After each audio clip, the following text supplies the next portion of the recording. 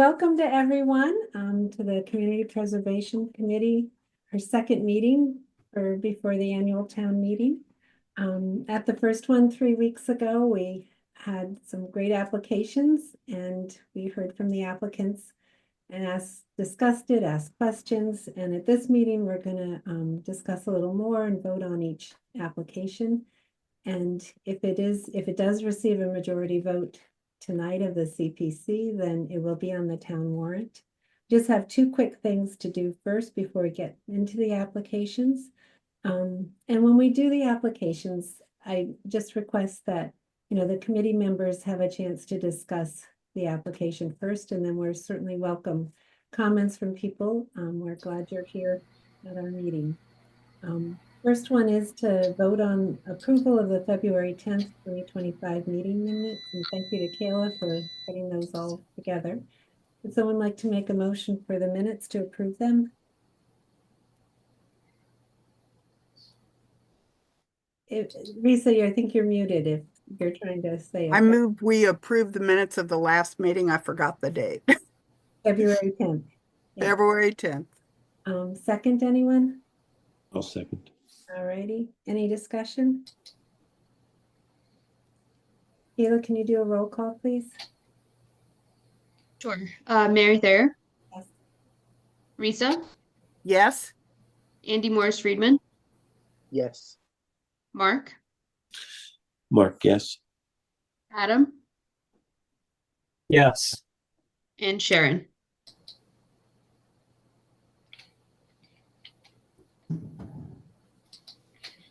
Gary, we didn't hear you if you're working on the audio. I think she's still getting set up here.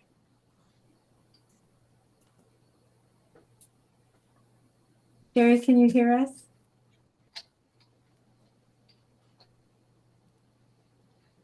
I think she's still getting set up. Well, we have enough to continue on, so we'll do that. Let me just pull up. We're going to just do a brief update, Adam will, on the treasurer's report. And let me share the screen.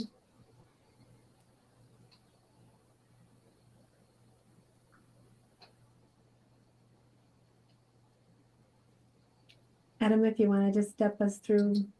Yeah. Yep. So these are our updated numbers from the town accountant. So for our current figures, we currently don't have any remaining funds in the open space reserve. For the historic reserve, we have $308,339 in the housing reserve, and everything else is in our undesignated fund balance is $1,693,774.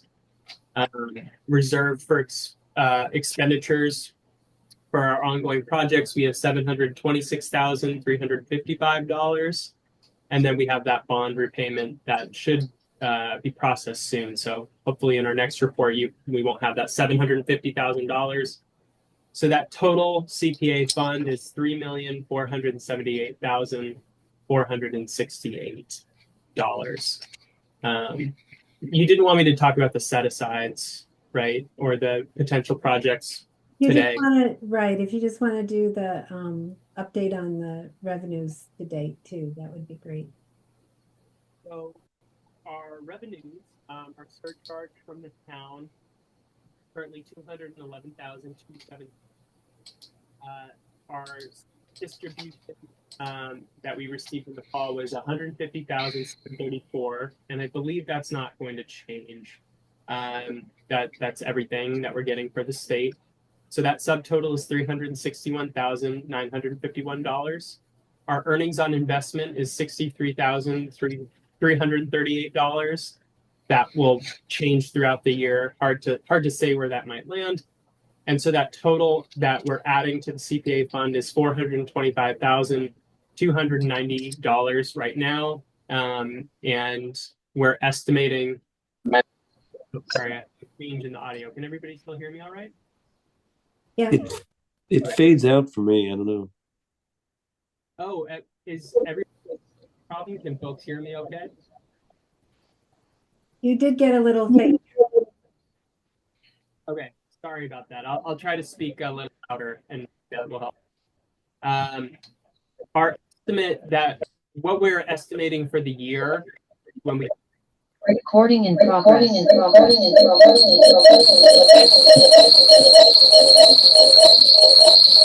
know what is going on. That's my fault, Mary. Maybe we could all mute when we're not talking. Mute when we're not talking. Stop sharing. Stop sharing.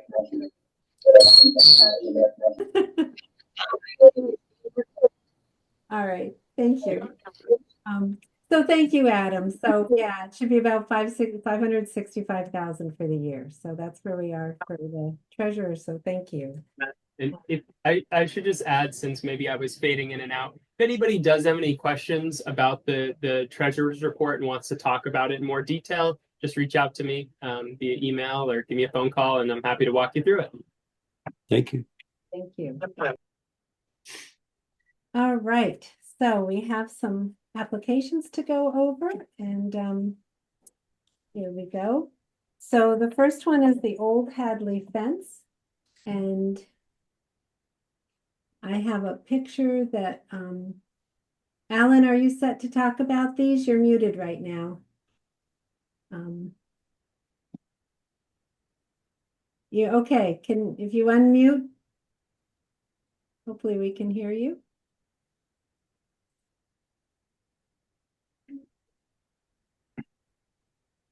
How's that?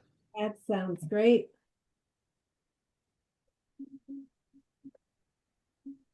All right, Alan.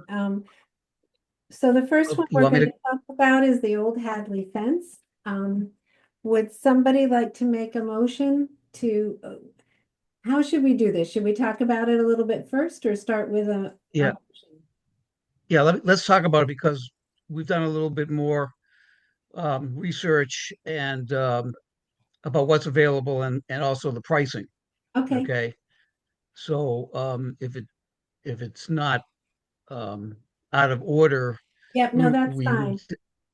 we would like to, revise the estimate of what we would need. Okay. So we talked before about initially looking at a double loop wire fence, which I showed you a picture of last time, which is similar to what's up in the old North Hadley Cemetery in the back of it. That's a cheaper alternative than the aluminum fence, which you're looking at a picture of. Okay, so we looked at the aluminum. We got 2 or 3 estimates of what that would cost for 1,000 feet of fencing. So it's obviously, not surprisingly, more expensive than the wire loop.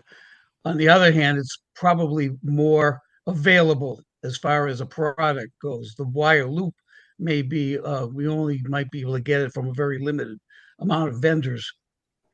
And I think the aluminum fence, my sense was people like the aluminum type fence more anyway, if we could swing it.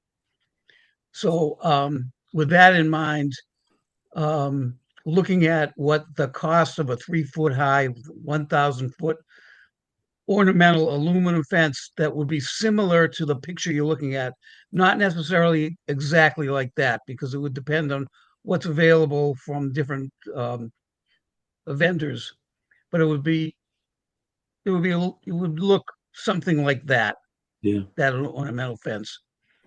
That we got a range of estimates, and we were also cautioned that obviously if we don't go out to bid with this till later in the year, the prices are going to likely increase like everything else. Yep. So they suggested adding about 15% to what they gave us as a number. Okay. Which even that might not be enough, but I mean, we've got to land on some number. So the number for doing that fence that I think is, most probable is about 60 grand, 6,000. Okay. I'm sorry, 60,000 for that fence, as opposed to about 30 for the wire loop fence. And that's including the 15%. So not include the 15%, Oh, okay. okay? Is it So if we include, added 15% to 60, you'd end up with around 70, Yep. I think. Yep, 70. I'm reasonably optimistic that that should get us a decent fence. Can't guarantee it, but if we had that amount approved by you folks in town meeting, we should be in pretty good shape to get an aluminum fence that looks like the one that's in the photo. It looks durable. I like it. Andy, are you raising your hand? I can't tell. Oh, I'll wait till Alan's finished.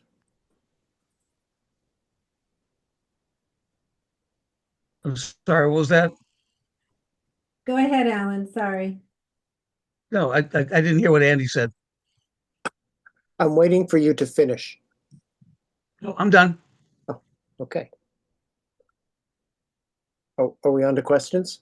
Yeah, unless someone wants to make a motion to approve the request for 70,000 for the, I have some questions. okay. We'll have a discussion after the. Oh, I see. Okay. All right. Well, I move that we Approve. accept the proposal. Approve the proposal. For 70,000. Well, I'm not sure 70,000 is going to be enough. If you think it might be enough or it might not be enough, and if you're just under, that means you have to wait another 6 months. This is we had two. I think we had three. Yeah, well, that's always a possibility, but there's two things to consider. One is that this is on the high end of the quotes that we got. We did get some quotes that were lower. Mhm. So, I mean, I think it's a reasonable number. The other thing is, if the quotes came in just ridiculously high, or they can't get the fence, we could probably, and I would advise going with the alternative of the wire loop fence, which 70,000 will definitely get us one of those. Yeah. The only problem would be if it's just not available somewhere. But it's really hard to predict, what's going to happen. I think we just have to, we have to start somewhere. And this is to me, it's a pretty big ask. And I don't want to just throw a ridiculous number out there to town meeting and have people, crawl all over us because we have no idea where these numbers are coming from. Well, I think 60,000 and 20%, just in case. You'll have to do the math, Andy. I'm not good at that. 72. Oh, no, not me. That would be 72,000. Do you have any soft costs like a designer or anything like that? No, yeah, we actually may have to do some other stuff. This number does include hauling away the old one, so Okay. that's good. Okay.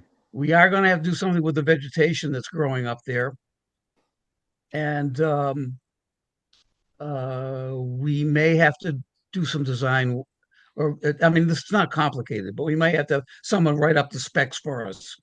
Yeah. Okay, that shouldn't cost more than $1,000 or $2, and we might want to survey that line.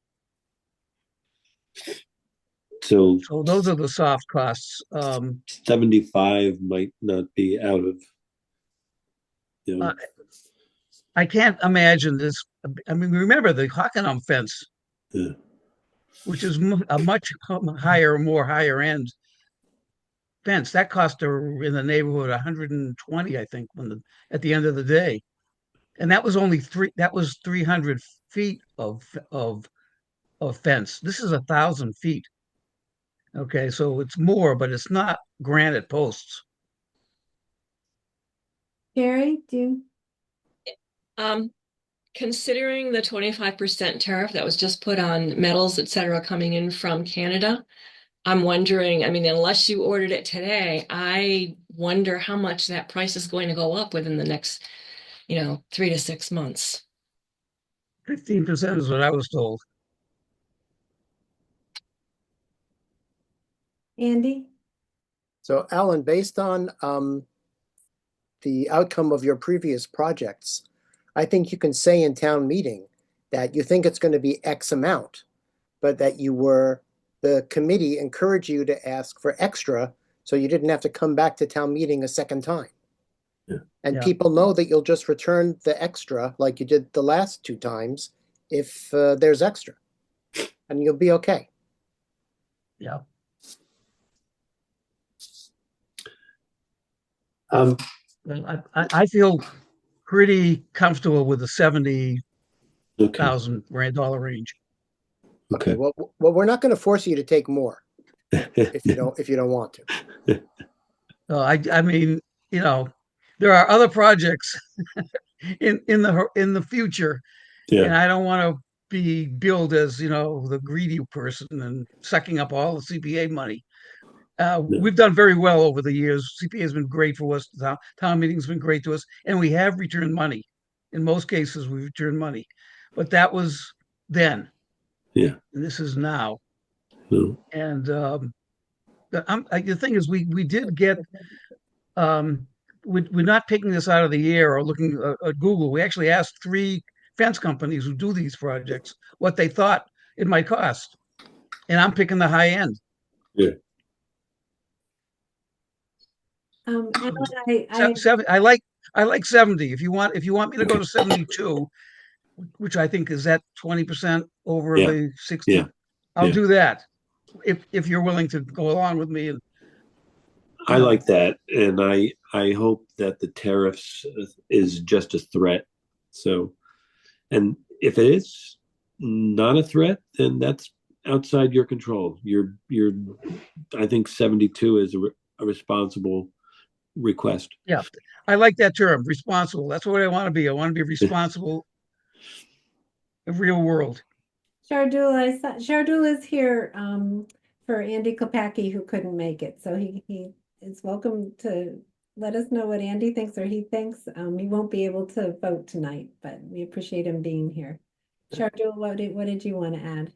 I just want to say Andy's comment was that he had concerns about what happened at the Hockenham Cemetery project, and wondering what steps were being taken to avoid those issues with this project. Me personally, with especially doing current construction and being pretty substantial current construction in our experience, my advice would be to go and probably spend the money on some soft costs to get a good, if we do, I think Mark had mentioned that there's going to be some soft costs, or Alan had mentioned that there's going to be some soft costs. I would recommend probably spending that first and making sure Sure. you guys have a strong plan, because we can, and I don't want to sound I guess flippant or any way, but everybody's throwing out numbers, 15%, 20%. That just, to me, in terms of the construction world and as a owner of project development, that's not a good way of going into a project. You should really have a very strong understanding of what you're getting into before you decide on putting out, whether it's 60,000. Because I remember when I looked at Andy's notes, it said 45,000, and then this meeting started off with 60. I kept on writing down all the numbers that it started off with. And so it started off with Andy's notes of 45,000, then it was 60,000, then it was 70 and 72. My advice is probably table this until you have a better number that you're going into, especially after what Mrs. Parsons said about the tariffs and everything else going forward. So that would be my advice. So Part that's of the reason he has a different figure is we suggested a nicer fence than what he proposed at the first. Yeah. So he came back to us with this nicer fence that does cost more.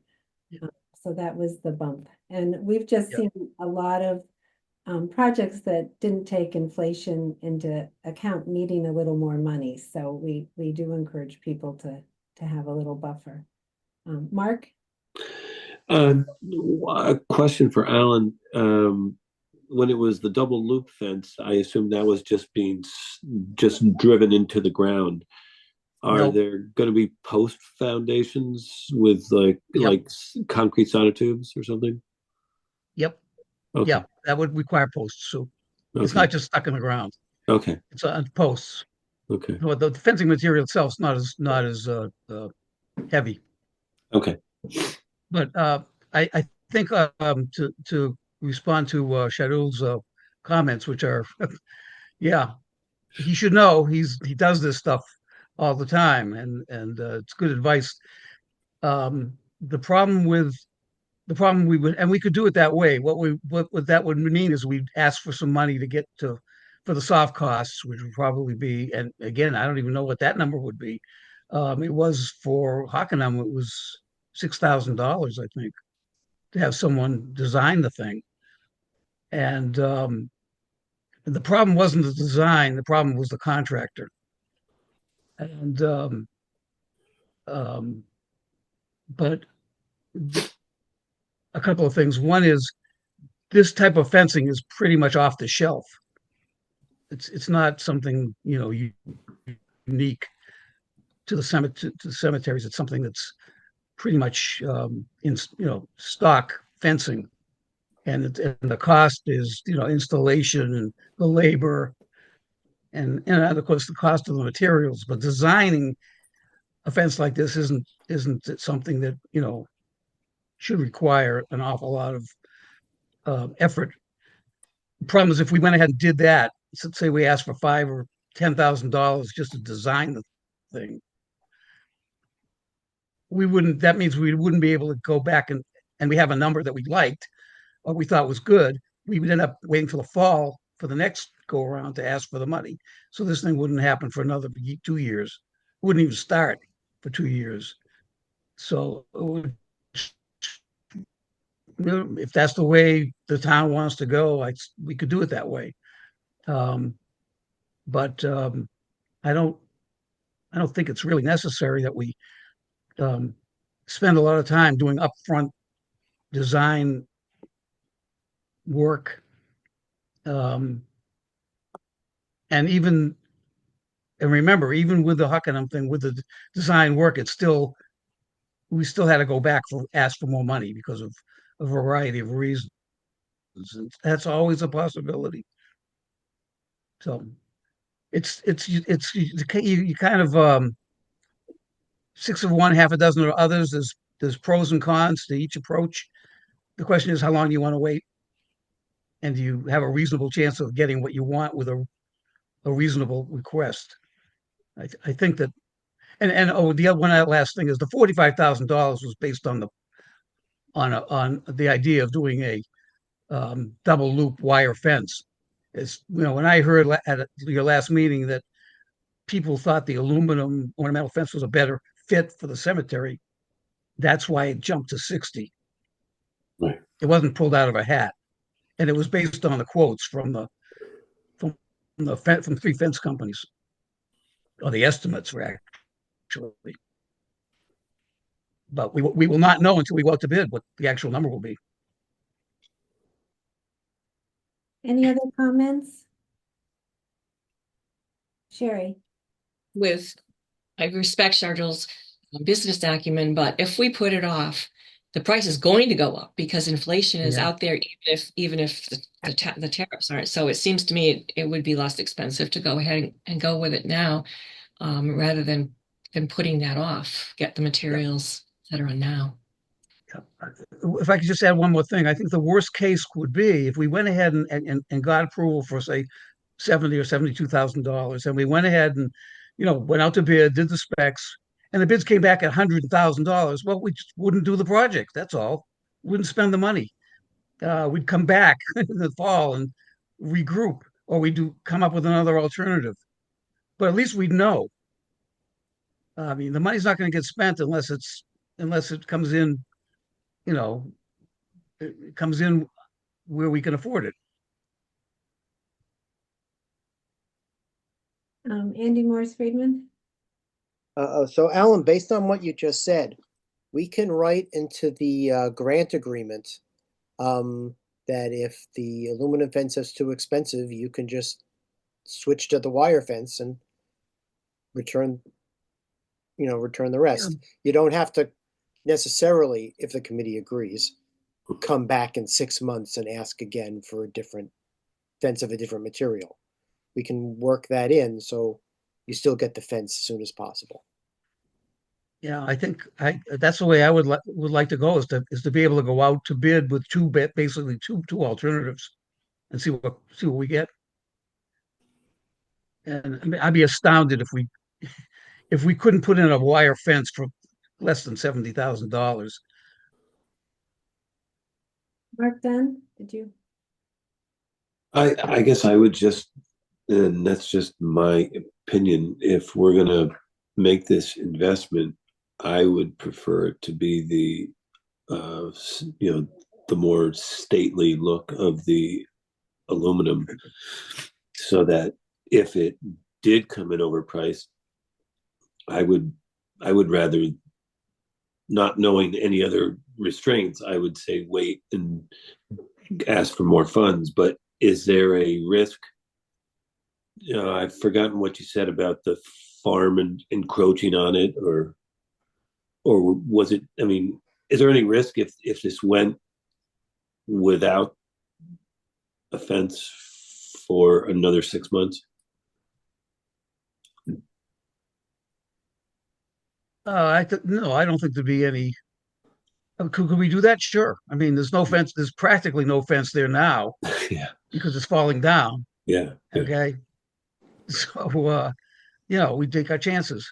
I mean, I don't think the fence. I mean, again, if you had a tractor that ran out of control, it wouldn't make any much difference what kind of fence is there. It's more like it's just a visible barrier to keep Right. to warn people away so they don't inadvertently cross the line. As I get closer to the age when I will be picking my plot, I would prefer to have a stately fence around it. So that's just my opinion. Thank you. Are we ready to vote? Are we voting? Oh, You need a second. oh, okay. Oh, I think I thought I seconded. I thought, Oh, maybe. Yeah. yeah. Or maybe that was only the minutes. I'm sorry. Yeah, it was the minutes. We need a second. That's right. Do we, Well, I would second on this as well. Okay. thank you, Can you Risa. repeat the motion? We were what? Who made the original motion? Was it Debbie did. Andy? I do. And that was for 70 or 72? But we still need to nail down the amount. Well, then I guess I can't second until you have that nailed down. Well, Or is your motion to have it TBD? No, we need a dollar figure. Yeah. I say we go with the 72. That's 60 and 20%, right? And I would second that, and then we can discuss that. If everyone wants to change the number, we can discuss it now and revise it. Any other discussion? In the interest of time, I'm going to move things along. So if somebody has an objection, then please feel free. Otherwise, I don't see any hands up. Kayla, can you please do a roll call to accept the approval, the recommendation for the fence at 72,000 for the cemetery? Yep. Mary, Yes. Risa, Yes. Andy Morris Friedman, Yes. Mark, Aye. Adam, I read his lips. was that a yes? Aye. Sharon. Yes. Great. I don't think I missed anybody. Let's see. Yeah. Thank you. All right, Alan, you're up for the Quan deed and the John Crow mortgage, or the Quan mortgage and the deed of John Crow. Yep. The only change or that I'm coming back to you with is that we asked for, I think it was $1,700 to do the two documents. That nothing's changed there. But would like to ask for $500 additional so that once these two documents are actually conserved and restored, that we can put them in, that we can get some archival boxes for those documents. And we have a couple of others as well that um, they're hanging on the wall, and they shouldn't be hanging on the wall. They should be in boxes like this, and we'll make copies of them to display. So we have several of these items at the Historical Society, these old deeds that are not properly being housed. So if we can ask for another few $100s, we can purchase those archival storage boxes so they're preserved better. And you would ask for So the 500. total ask would be 22. Yeah, so it'd be $2,200, which is what we're asking for this project. Do we have a motion? I will move in support of the request. For the 2,200. I'll second. And both of these documents are from the 1600s. For those that weren't here at our last meeting. Any other discussion? I don't remember, was there any self-contribution or we're doing 100% with the grant? That's what we'd like to do. Yep.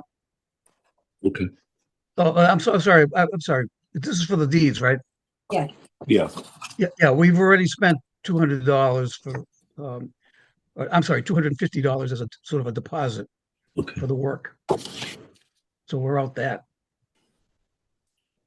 All right. Any other comments? Kayla, would you like to Great. do a roll call? Roll call vote. Mary, Yes. Risa, Yes. Andy, Yes.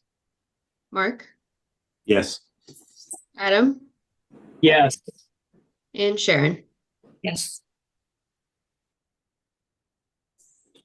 Thank you very much, Alan, and appreciate you bringing applications. So we're both votes. Can I ask? Were both votes unanimous? Yes. Yes. It was your salesmanship. Mary? Yes, both votes were unanimous. Yeah. All right. I just want to make sure I can report that back to my people. All right. I appreciate you guys' support as always. Thank you so much. Sorry for taking Thank so you, much time. Alan. Appreciate all you do. Next, we have the Golden Court doors. We've got Pamela here, and John Williams is also here from the Housing Authority. And Pamela was able to send over detailed specs and list for the doors. These are to replace doors at Golden Court, which from the 1960s original doors. And I don't know if a lot of you got a chance to even look at them. I just saw them at right before the meeting, so I did send them over. I could put them up, but there's a lot of detail. So if you have a way to look at them where you are, that may be the best way.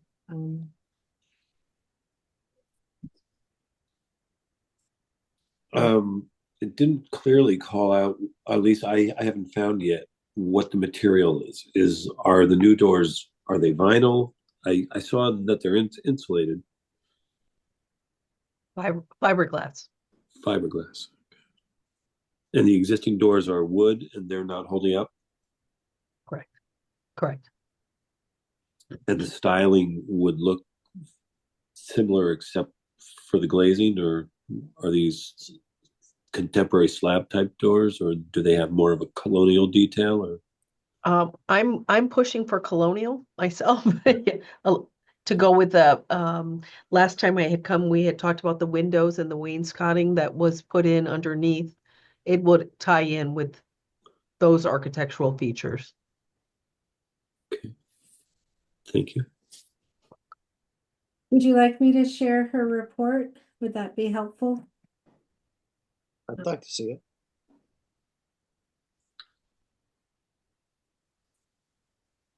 Pamela, there's two reports. This is the one that shows, here's the doors on the back side of the building right now. And then there's a lot of detail, which is too small to see, I know. But it's certainly spec'd out, detailed. Are you talking about, I noticed the price, and I can put the other one up. The price was closer to 700,000 for front and back. Can you define the money that you said the project would be about 350,000, 300 total.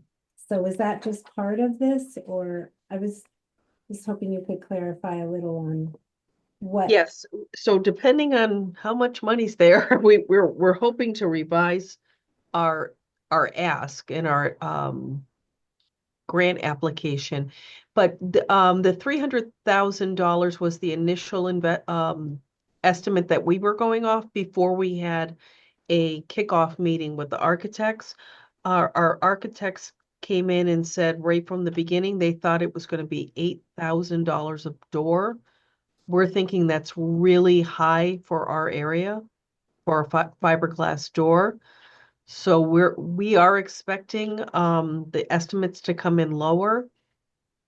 But John, I don't know if you have some input on that as well, but they really shot high with the estimate. Correct. And I believe some of that estimating is Boston-based estimating as well. So for a fiberglass door, historically, I've seen pricing anywhere between $5,000 to $7,000, especially with side light and hardware. So, but again, we won't really know this answer until it goes out to bid. This is just a very preliminary type estimate. So where does that leave? Where does that leave this? As far as our grant application, or as far as the project itself? As far as the grant application, the CPA application, you've asked for 75,000. So the detailed specs are what you want. You just are not sure of the pricing at all yet. Is that correct? Correct, because typically what happens is it'll go out to bid, and then we'll really see where it falls, and then we'll go back to EOHLC and request more money. If that we get a certain amount from that, and then I may end up going back to the Board of Commissioners in Hadley and seeing if we can squeeze a little bit of money out of reserves. We have good reserves, but we don't have that good reserves to cover the project. And then potentially coming back to your committee to see if we can get more money as well. And then the other option would be to then split the project, which is not favorable because you're talking about multiple years. So we could do half the complex in 1 year and then the other half a following year. But John, we don't even have we haven't done the bid yet to do that. But that's another alternative, is to have to split it.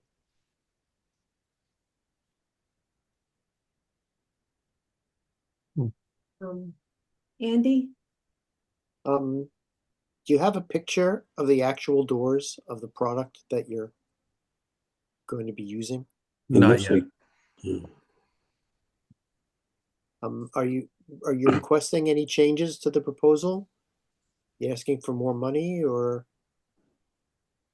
We are going to, yes, we would like to ask for more money. So what are you going to be asking for then? I'd like to ask for 150.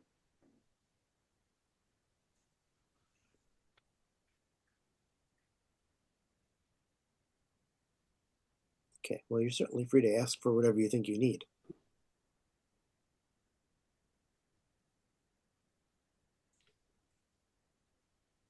It seems to me that this the, well, this project, I am convinced about the need, and that it's a worthy project.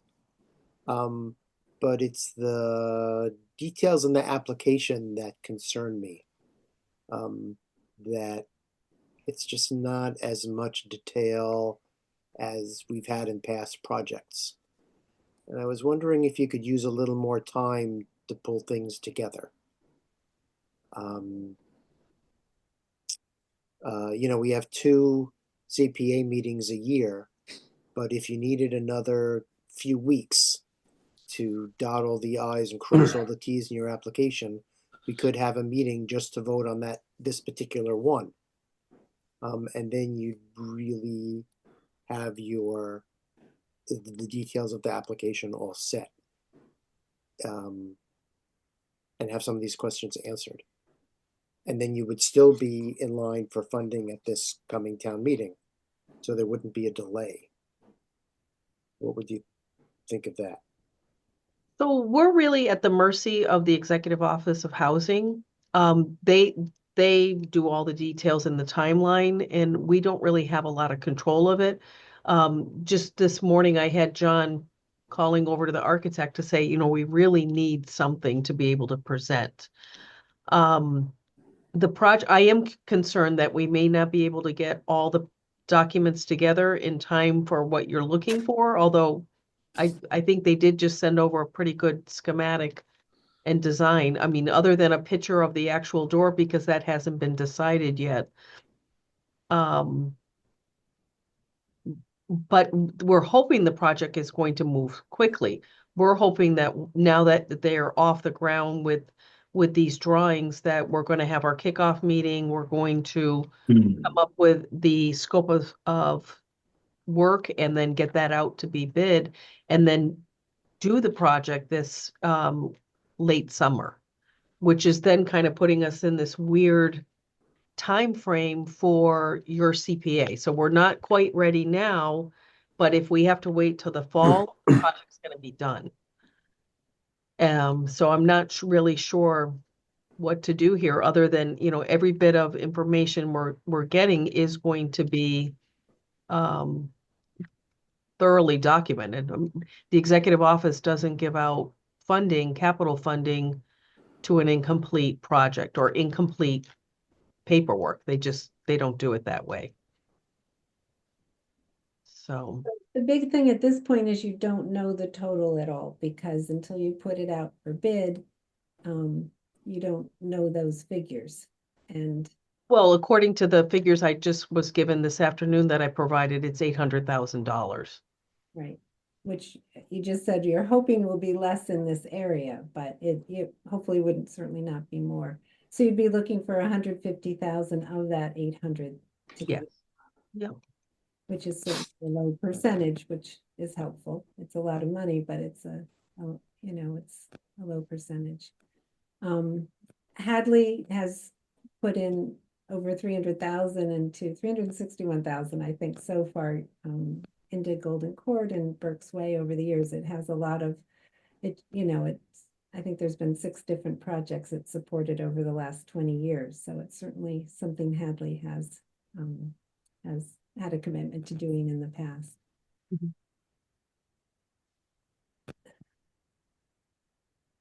Does someone want Mark has a question. Okay, go ahead, Mark. Thank you. I'm trying to understand the drawings. What is the base bid? Because I'm seeing that the ad alternate, is the base bid just to replace the doors and not the sidelights, or? No, the sidelight is part of the front door. So the Okay. front door replacement, the alternative one, does include the sidelight. So Well, we I'm, do two yeah, alternatives, the front door and then the community room door. I'm looking at the 100% drawings that they have, and it says that the ad alternate, which means that there's a base bid that does something, and then the ad alternate says to remove existing unit front entry door, frame, hardware, sidelight, and storm door, and provide new door, frame, hardware, sidelight, and storm door in existing opening. So if that's the ad alternate, I'm wondering what the base bid is. Base is the rear doors. It's just Okay. the rear doors. Oh, it's just the rear door. Okay, Yeah, got and it. that's at the 322, 637. Got it. And then the front doors are ad alternate 1, and then the community building is ad alternate 2. Thank you. Correct. Yeah. Got it. So that means that if the bids came in were expected, you could just do the rear doors and come back another time for the other, correct? Correct. Yes. It does seem like the ad alternate 1 will be greater than the base bid. Right. I do because of that side light. Yeah. And they're bigger, yeah. Well, you've got a lot of detail here. It's just, where it ends up. There is an elevation, but it's not, it's not what the final product is. But that's basically saying it shows the dimensions of the door. It doesn't really get into any details or if there's a colonial finish or a contemporary.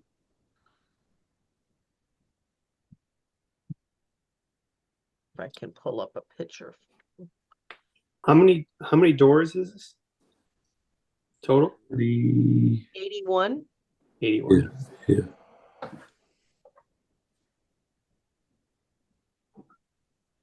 And as somebody pointed out, it's prevailing wages and state.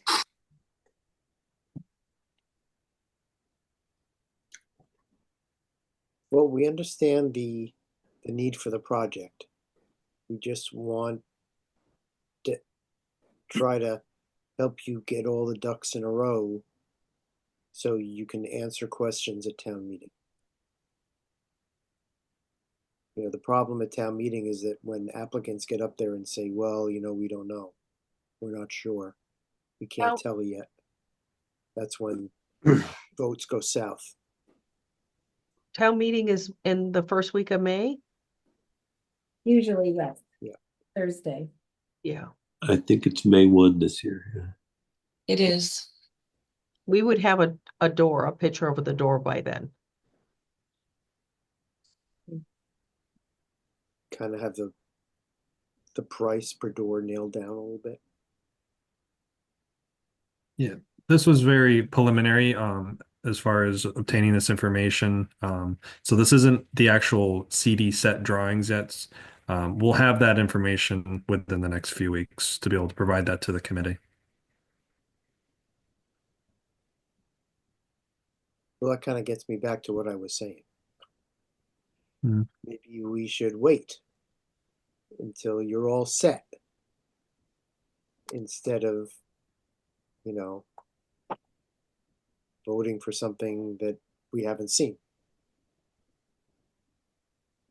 I don't know how other people feel about that. I think I wouldn't vote no because the need is so great, but I might abstain.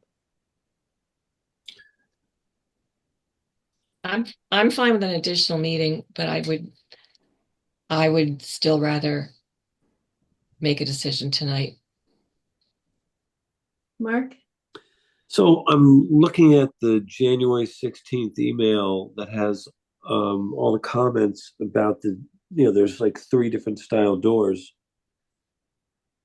Does that tell us, is a decision buried in there or is that still in flux? I'm sorry if I missed that.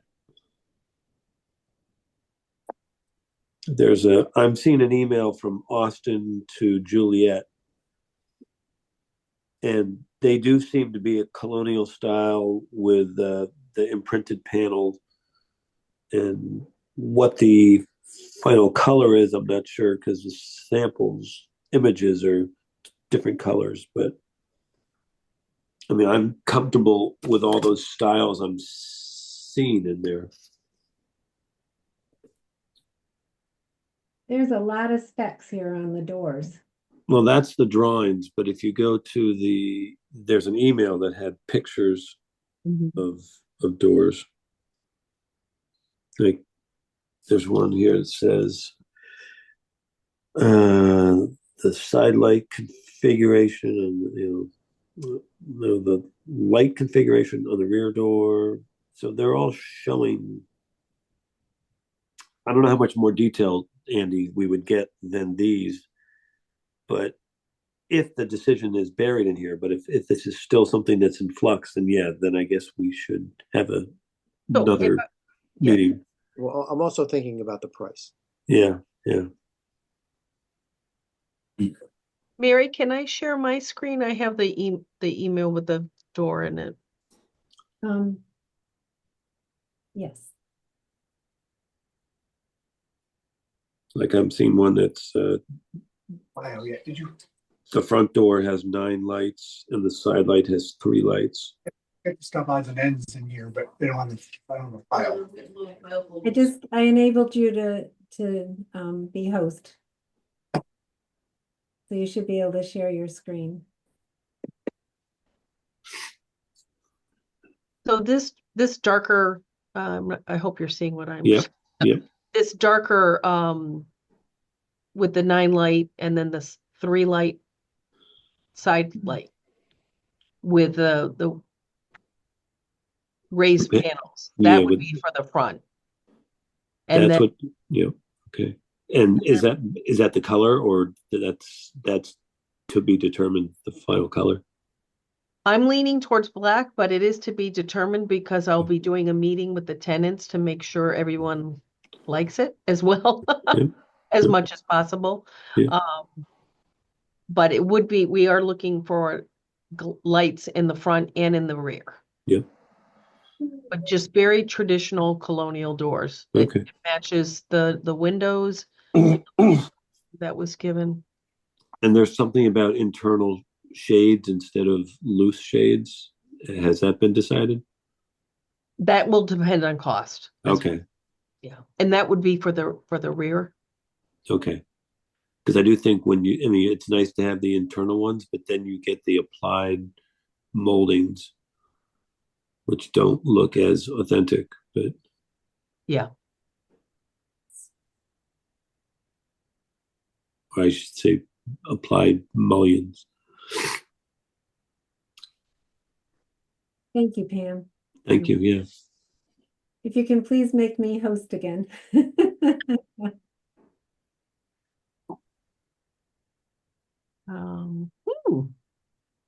If you go next to my name and put it on where the video is, you'll see 3 little dots.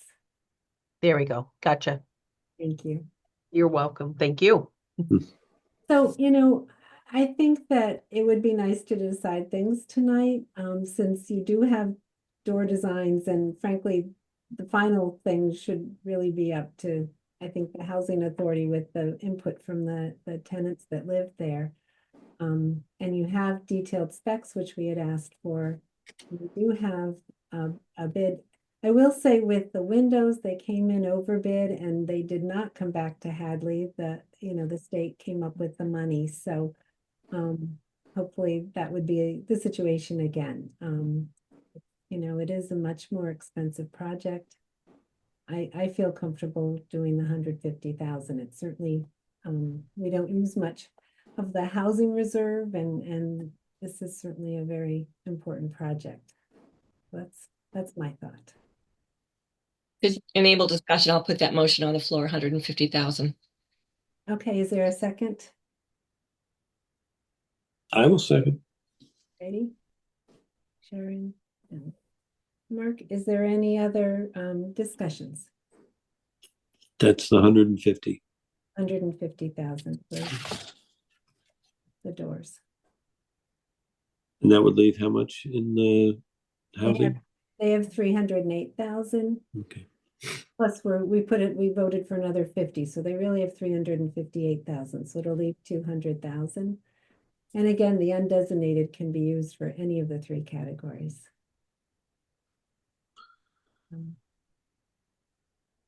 Any other discussion? One quick thing before we vote.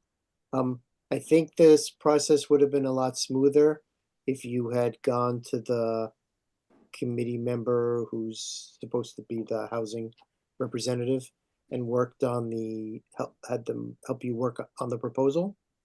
And then it could have been just, more polished, and I would have had fewer reservations. Thank you.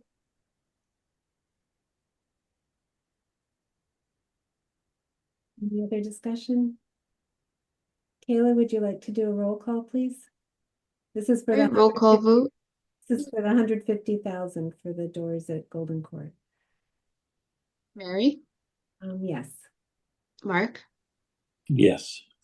Risa, Yes. Andy, I'll abstain. Adam, Yes. and Sharon. Yes.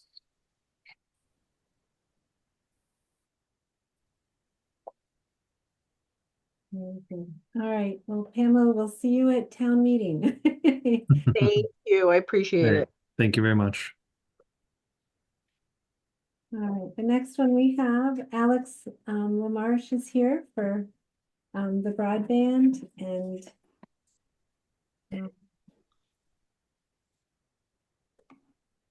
Yeah, so I'm just looking to get there's no changes to the project. Just looking to get committee members' opinions and a vote for tonight. I did contact Stuart Saginaw right after our meeting.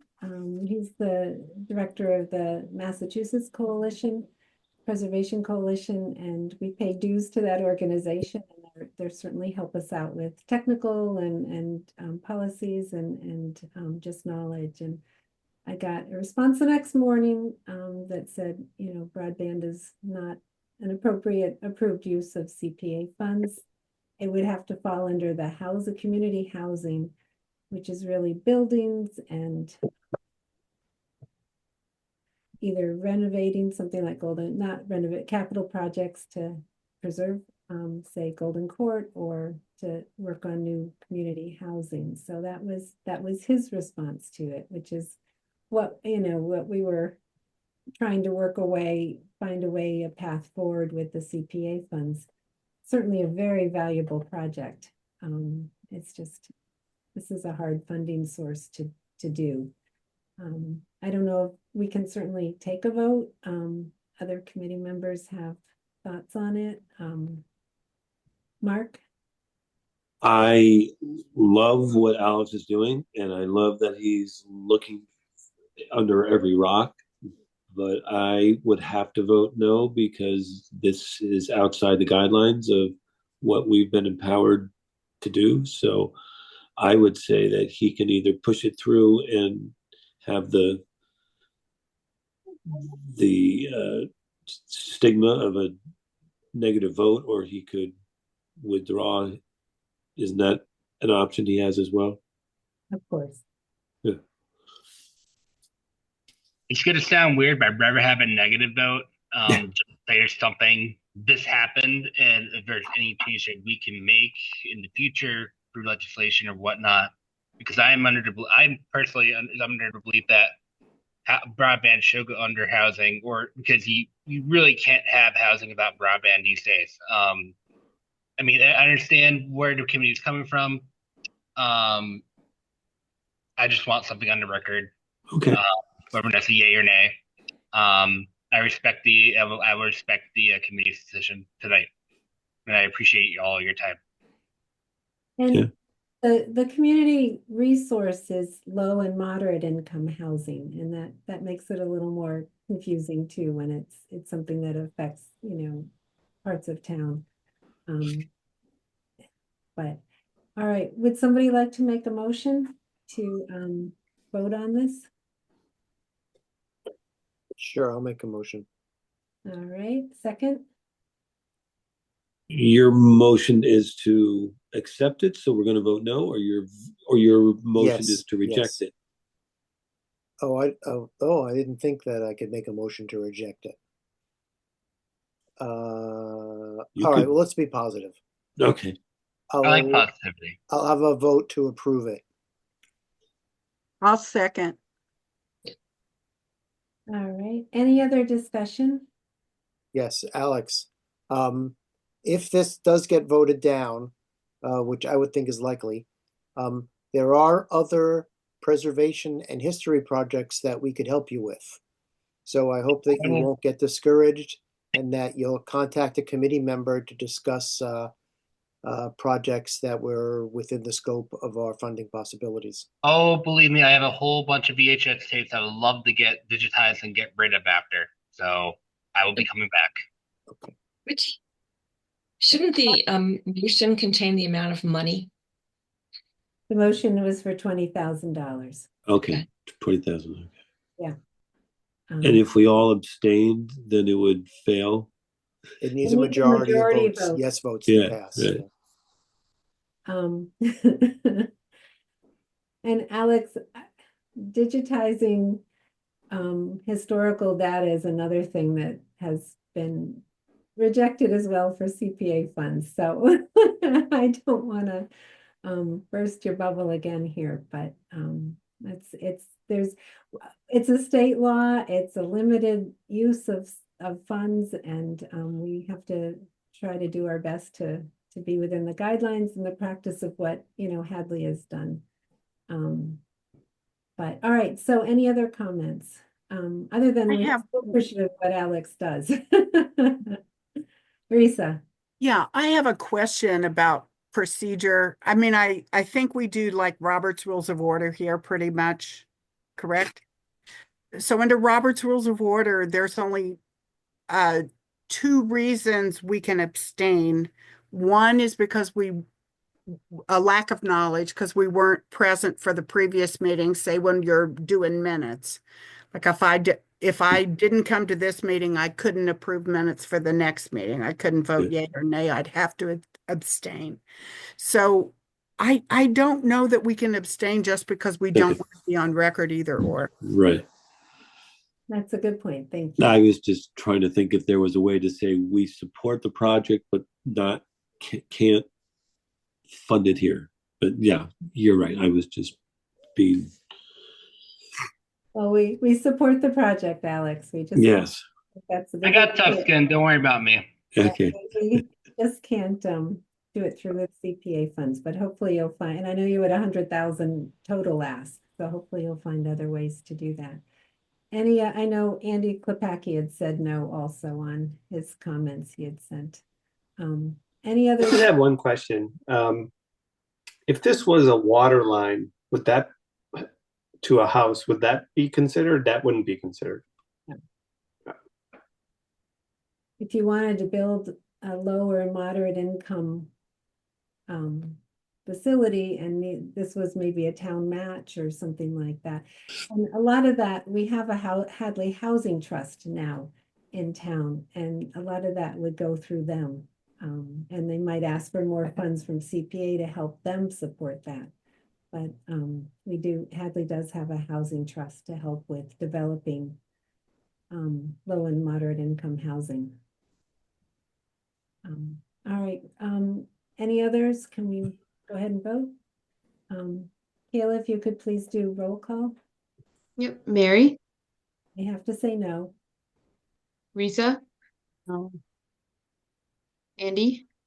No. Sharon. No. Mark. Mark, no. And Adam. That was a no. Okay. All right. All right. Thank you everybody for your time. Appreciate it. Sorry, Thank you, Alex. Alex. All good. No worries. Okay, Tim couldn't be here tonight, but he did withdraw the application for the Route 9 signs since it overlaps with what the Historical Commission has already done on their signs.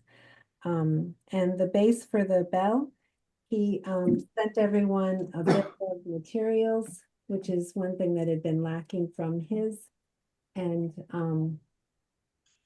so his total that he was asking for was $4,000. And his total materials comes to 3,780. Would someone like to make a motion to approve this? I'll move to approve that. Barry? And the For second? 4,000. For 4,000. Mark, is that you saying? I'll second it. Yeah.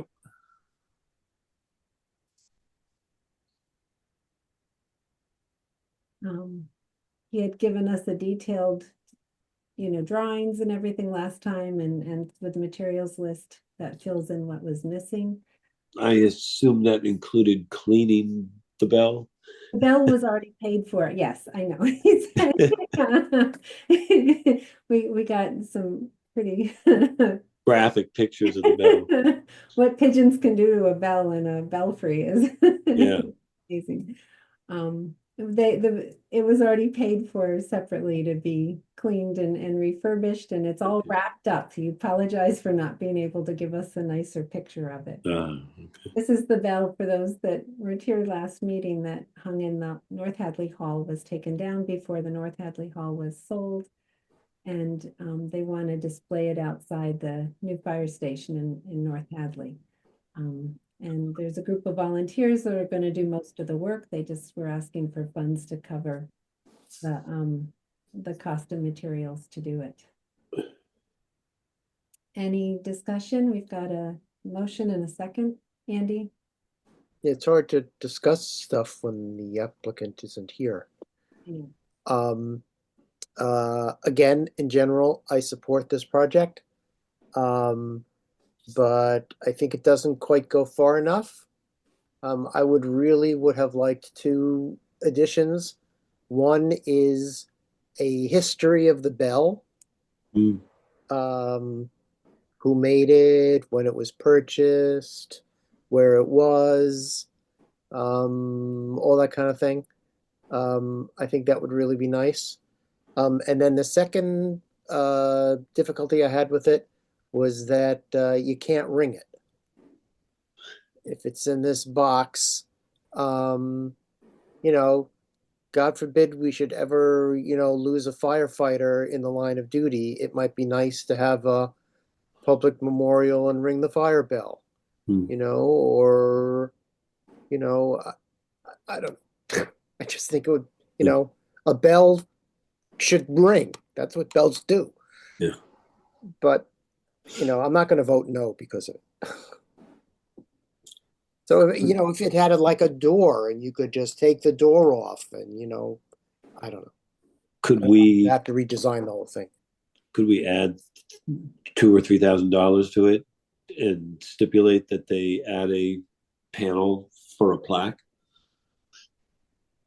Well, we could. The plaque, we definitely could. Yeah. Redesigning the thing so you could ring it, I wouldn't want to That I propose don't know. that without Right. the Right. applicant here to say, can't forget it, can't do it.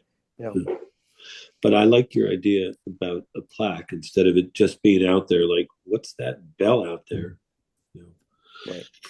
Right. Because people won't know their history if you don't tell them. Right. I like your idea of ringing the bell, Andy. I think that's a beautiful thing to do. I think Michelle should ring your bell. She often has. The bell that is now in front of Hopkins, I think was that up in Russell School, or it was somewhere. That's been, on display, and I don't think that one can be rung either. No, that's what made me think of it. I don't know if it is all working or not. Last time Tim had said at the fire bell or the school bell, and it sounded like they hadn't really figured out much of its history. But they could at least have a plaque saying that it came from the North Hadley Hall. And, Yeah, I would support that. I've seen the Freedom Bell in Philadelphia, and you can't ring that because it's already cracked. So right. I can let go of the ringing of the bell. There might be structural issues with doing that. We are talking about pretty old steel. Yeah. Sure. Well, extra money for the plaque? So can I make a motion to amend the original motion to add, I don't know, $2,500 for the cost of a plaque? wanna do- $2,500 for a plaque? Well, I'm thinking that they would have to modify the design to have a place to put a plaque. And I don't know what the plaques cost. I don't know what that costs to, it's probably $800, $1,200 to have a plaque, depending on the quality. Has to be exterior. Yeah. Again, So- if it's extra money, it gets returned to the CPA fund. Can we amend somebody's application without them being present? Absolutely. Yeah. Oh, We okay. can do anything we want to any proposal. Oh, my goodness. Yes. I mean, Welcome to Washington. the applicant doesn't have to accept it. You know, they can say, Yeah. forget it, I'm not doing it. Yeah. But we can just give the project to somebody else. Well, let's ring a bell too, you know. I think that's hard to amend if we don't know if it's even possible. Right. Mark, you're making a motion to amend. To amend, The it amount. was what, Andy's motion? No, it's mine. Sherry Oh. for 4,000. That was shared. So yeah, so I would propose, I would make motion to add $2,500 to the, as a safe upset number to the requested cost to make any minor modifications as required to add an exterior rated plaque that would give some of the history of the bell. Do we need to second this? Yes. Yeah, I think so. I'll do it then. I'll second it. Because then we have to vote on my amendment before we vote on the final motion. Are we ready to vote on the amendment?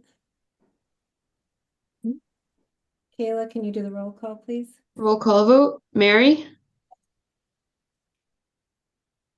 Was that a yes? Yes. Risa? Yes. Andy? Yes. Sharon? Yes. Mark? Yes. And Adam? Yes. Yes. Great. So now we have to vote on the original, now we have to vote on the amend, we voted On the amended motion, right? All right. Any other discussion? So Kayla? just to have it clear, it's $6,500 that we're voting for now, correct? Correct. Thank you, Sherry. Yep. Kayla, if you would do roll call again? Roll call vote. Mary? Was that yes? Yes. Okay. Risa? Yes. Andy? Yes. Sharon? Yes. Mark? Yes. And Adam? Yes. All right, thank you. We'll let Tim know. And that'll be great. All right. Nice to be able to pass a project for Tim. He's come to us a lot and we've turned him down a lot. Yeah. Yeah, well, he had a lot of good detail and a Yes. great project. So, all right. Especially since he's volunteering to do the work and getting volunteers to do it. I mean, Yeah. that's he important. volunteered to do all the drawings and everything. So that's their contribution. Our last project, thank you for those that have waited so patiently, is the steeple repair on the First Congregational Church, and John Schott was here 3 weeks ago to present it. And I'm not sure it's needed because financially it doesn't affect members of the First Congregational Church since they don't own the building, or it doesn't affect what they pay. But I've recused myself, and I will as well this time. As will I. Okay. So we still have we still have 5 to vote, correct? We still have Andy and Risa and Adam and Mark. And who am I missing? I think it's just 4. We have Risa, Mark, Adam. Yeah, that's 4. So what do we do? Well, we were talking about this earlier. I think that you need a majority of those present. So if there's 4 of us, then you need 3 votes. Okay. 3 out of 4. Okay, I'm no lawyer. no, I think that makes sense. Yep. All right, so Andy, Morris Friedman, if you'd take Yes. lead. Okay, back in charge. Who's presenting? What? I'm sorry? Are you presenting, John? I could, yeah. Please start. I have been in confirmation, or not confirmation, but talking with both the steeple gentleman and also the guy that is going to be doing most of the construction work on the steeple itself.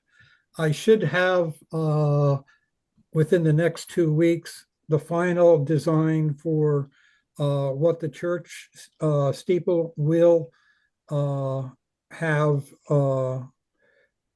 resign, or not resign, but redone on the inside of the steeple.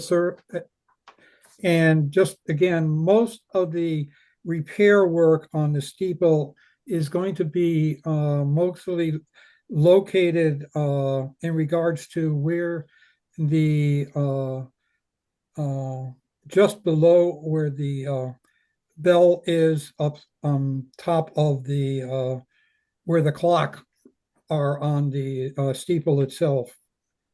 We are going to be pulling down the steeple so that everything is down on the ground and will be redone and then lifted back up onto its current locations. The changes to the exterior will be, the look of it will be exactly what it looks like at the present time up there. And, as I said, what he is doing for the design work, except I've seen some of the more current ones, and I should have a full design fact of that probably by the middle of next week itself. And we're hoping with conversations with both of them that the process of this will probably start the middle of April at the earliest itself.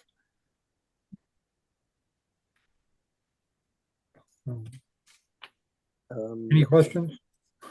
Yeah, any idea, further clarification on the numbers or the cost?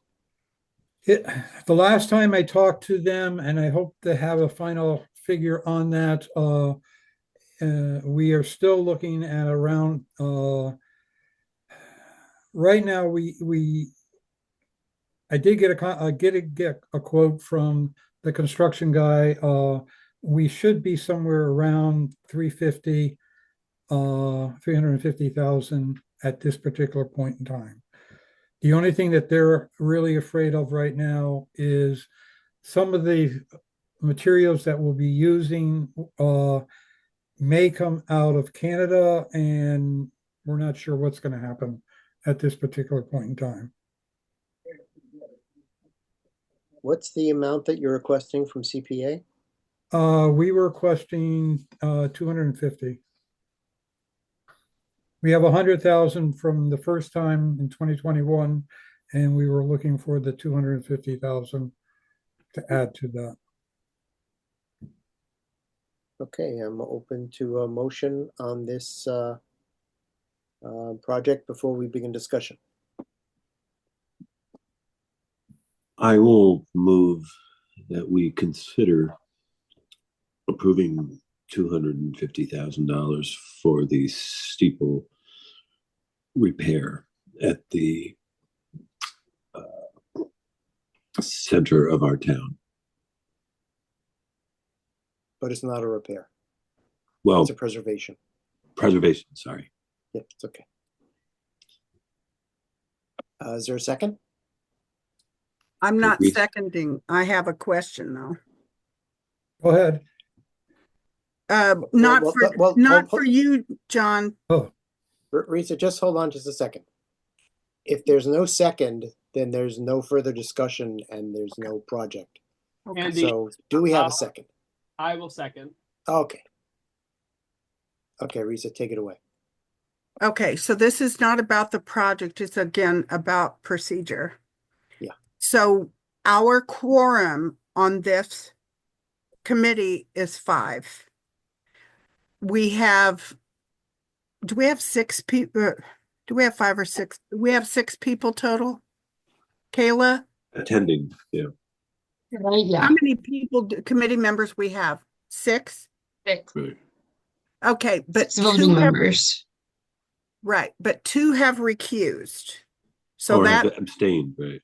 no, No recused. there's no That's recused? abstention. They've Oh. recused themselves Okay. because of their affiliation with the church. Okay. Okay, so a recusal means, I mean, legally, when you recuse yourself, under some circumstances, you actually have to remove yourself from the meeting room from any discussion. That's not necessary in this situation. However, a recusal means that the person is basically absent. They cannot comment, they cannot discuss, they cannot vote. So that brings, and again, a recusal means you actually leave the room. I'm not asking for that because I don't think it's necessary here. So that brings down our numbers to below quorum level, which means we cannot vote on this. It took me a minute or two to think this through, Andy, but I don't believe we can vote on this because we only have 4 members present that can vote. The other 2 have recused. It's as if they are absent from the meeting for this discussion. Well, let me try to put a little different spin on it. The quorum count is to hold the meeting. Mm-hmm. If you have a quorum at the start of the meeting and someone has to leave, the meeting can continue unless somebody says we don't have a quorum. So, it's splitting hairs, but I think we can keep going. If Because no we've one had calls a enough quorum. people to start the meeting. We had a quorum at the start of the meeting. But I'm not sure. Exactly. So I think we should offer John a 3rd meeting, and then we need to make sure we have adequate, numbers there that don't need to recuse themselves to hold this particular vote. That's what I propose. The other thing, if I Mhm. can again suggest an alternative, is that the 2 members who have recused themselves did it to prevent an appearance of a Yeah. conflict, but there actually is no conflict. And for several reasons, but the main reason is that the CPA committee is not the controlling authority over the money.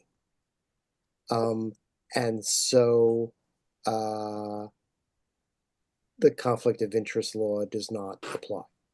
Well, in that case, I agree with you. I don't see any conflict on the part of Sharon or Mary.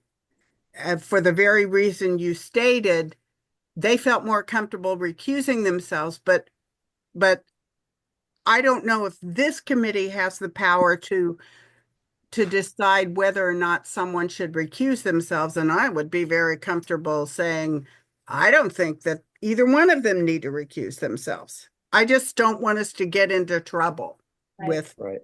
You know what, Right. I think here's this for a proposed solution. I am a member of the church, but I'm not, I haven't been able to go in quite a while or haven't been there in quite a while. And I'm not an officer, and I'm the church historian, but that's not, that's not an officer. Sherry is the moderator, correct, Sherry? So she has a very active role in the church. So and again, I don't even, and I had talked after the last one with somebody had mentioned a concern if this was a conflict of interest. I asked several people at town hall if they felt it was, and I was told no, because I'm not an owner of the building. It doesn't affect me financially. It's not. So why don't I participate? And that gives us the 5. Because everybody's come here tonight, and unless somebody feels that that's inappropriate, that's, that's here, I certainly would listen, but I, We could take a vote to, just so everybody's clear that Mary's not, from our position, Mary's not needing to recuse herself. I feel very comfortable with that. I'm not sure we really need a vote, but Okay. why don't I participate? And But before I relinquish the temporary chairmanship, Sharon, would you like to participate as well? I have a very active role in church.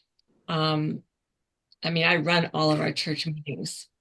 So I think it would probably be better. And I create the agenda for the church meetings, which puts this particular item on the agenda at church meetings. So I think it's probably better that I do step away from discussion.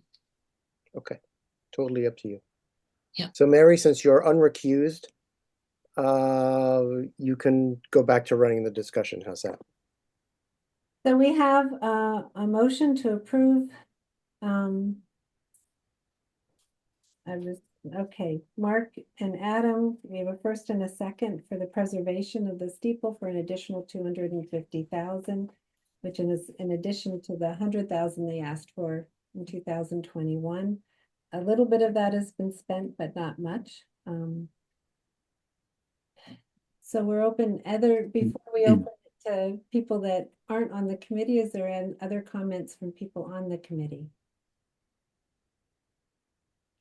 Andy. Hi, John. I don't know if you've noticed the theme of this particular CPA meeting, which is people are not asking for enough money. And I'm concerned that you and your project in the church is not asking for enough money, because everything's going to be 25% more expensive after tomorrow. Correct. And I'd hate to put this off another 6 months. So what do you think?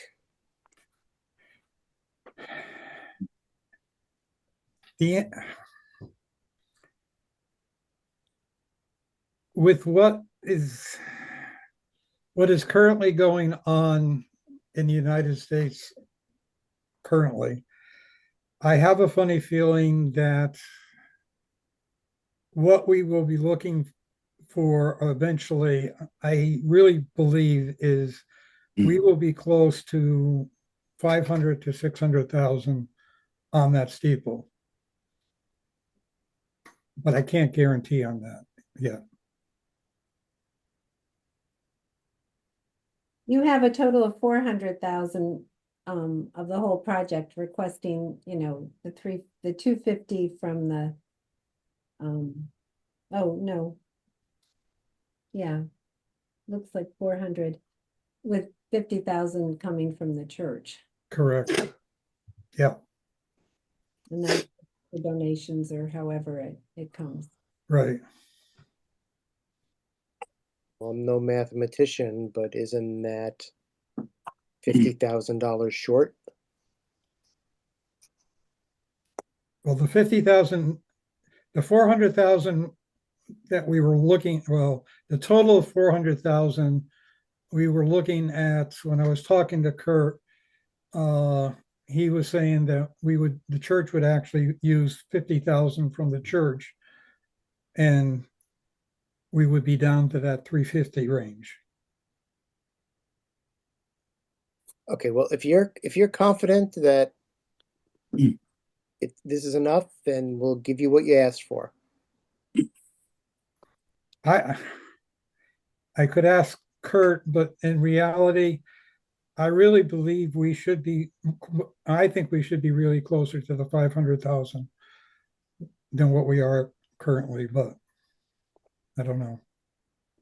I just feel that that's where, with the cost of things going up as they are going up, that's where it will end up being in that area.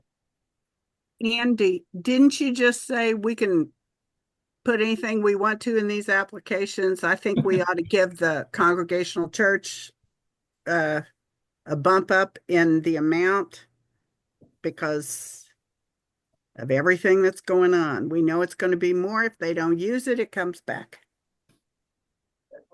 As it currently stands, remind me what our contribution is and their contribution.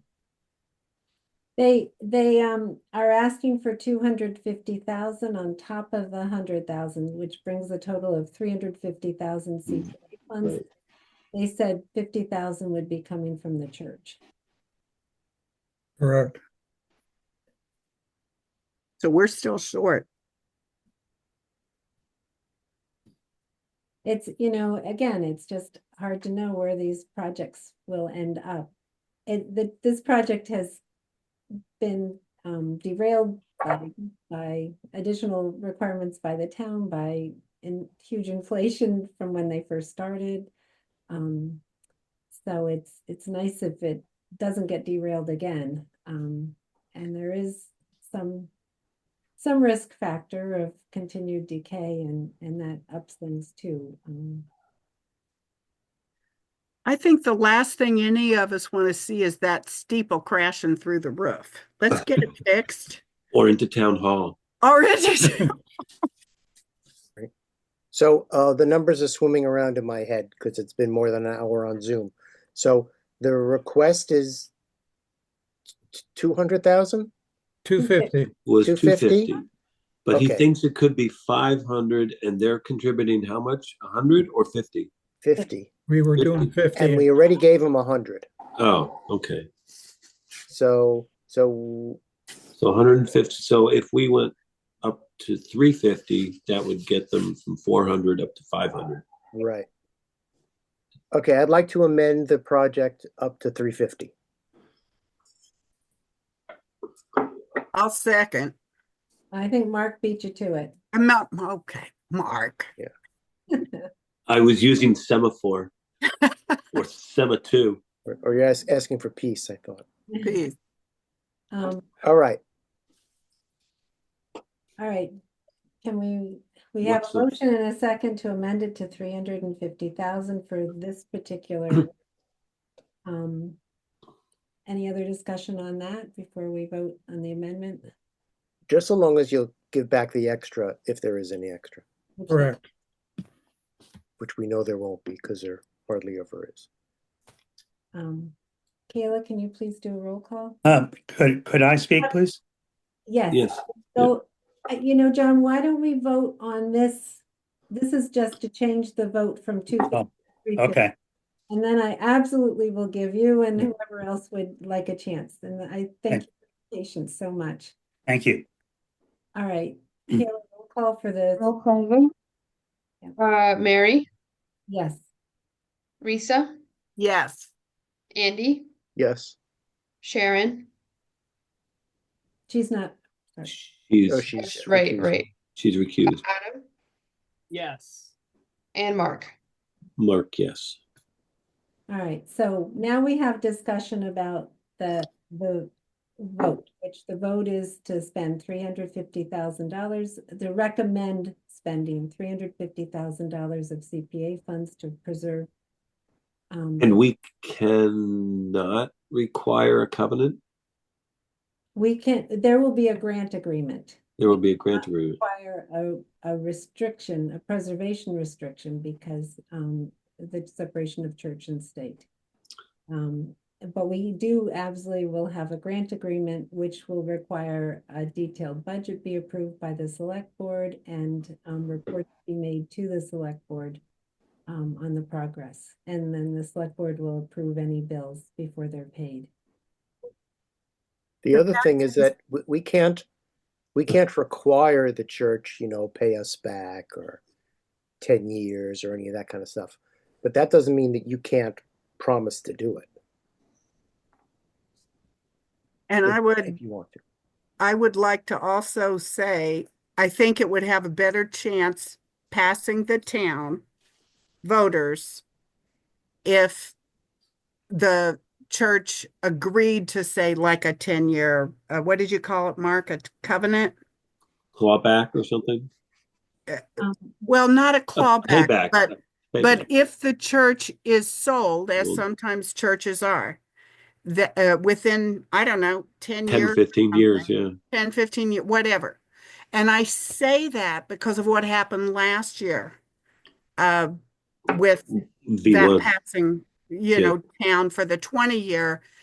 I think it would make the voters happier and more willing to support this if the church voluntarily agreed to, I don't know, 10, whatever, Mark, 15, whatever. I just think it would help. The other nonprofit we required that of, we did 5 years for the Phelps. Mm-hmm. The V1 Vodka was a for-profit business. But the church was a historical church. And I think that's the point. I mean, the Congregational Church is a key historical building in my personal view, needs to be preserved. But I think what we saw is that the townspeople want to know that the CPA monies are not going to be used to enrich in the case of a sale. I think that was the key point last year. With a for-profit business, yeah. Well, it was an individual owned the building. And in this case, it's basically the congregation owns the building. I just think it would help it pass town if the Congregational Church made the determination that they wanted to sell it, that the townspeople would get their CPA money back from the sale. That's all I'm saying. Just because of what happened last year, that was a concern, and I don't want to see that happen again. The Congregational Church needs to be able to be preserved. That church is beautiful. Right, the church can offer to protect the town's investment, but the town can't insist on it. That's right. And if the applicant did offer that, it will assumedly be in their best interest to help it get through the town meeting vote. Absolutely. But it still might not be legal. No. Right? Because you can't voluntarily give up your rights. And the church has a right to non-interference. So it's a little sticky, but probably it'll be fine. I think it's no more sticky than if the Congregational Church went to Florence Bank and asked for a loan to preserve the church. Florence Bank would definitely have a lien on that church building. And it's the same sort of thing. So I think maybe, The difference is that the bank is the bank and the CPA is the government. But let's not get lost in the church and state. John Silvestro, please. Yes. Yeah. Well, thank you so much for your patience. I'm glad you're here tonight. Well, this is the first time I've Zoomed a CPA meeting, and I'm very impressed by the thoughtful deliberations and discussions of each issue. So your patience and diligence is appreciated. So thanks for allowing me to Can I express interrupt my views. and just ask, could you identify who you are and how yes. you if you're a Hadley resident? Yes. I'm afraid I don't know you. Actually, I attended your campaign event back in, was it 3 years ago? Okay. I thought the name looked familiar, but I don't know you from Adam. Yeah. Sorry, right. Adam.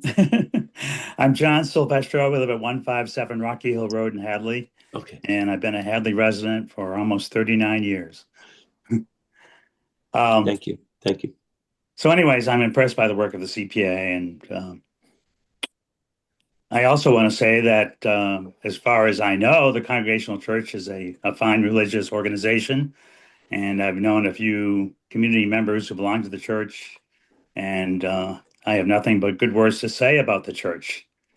But my concern is something that the Founding Fathers put into the Constitution, the Establishment Clause, and that is that there is no role of government in showing preferential treatment for any one church, and that the government does not intervene in the operations and beliefs and practices of the church. That's kind of my quick summary of it. So my concern is not the amount of money.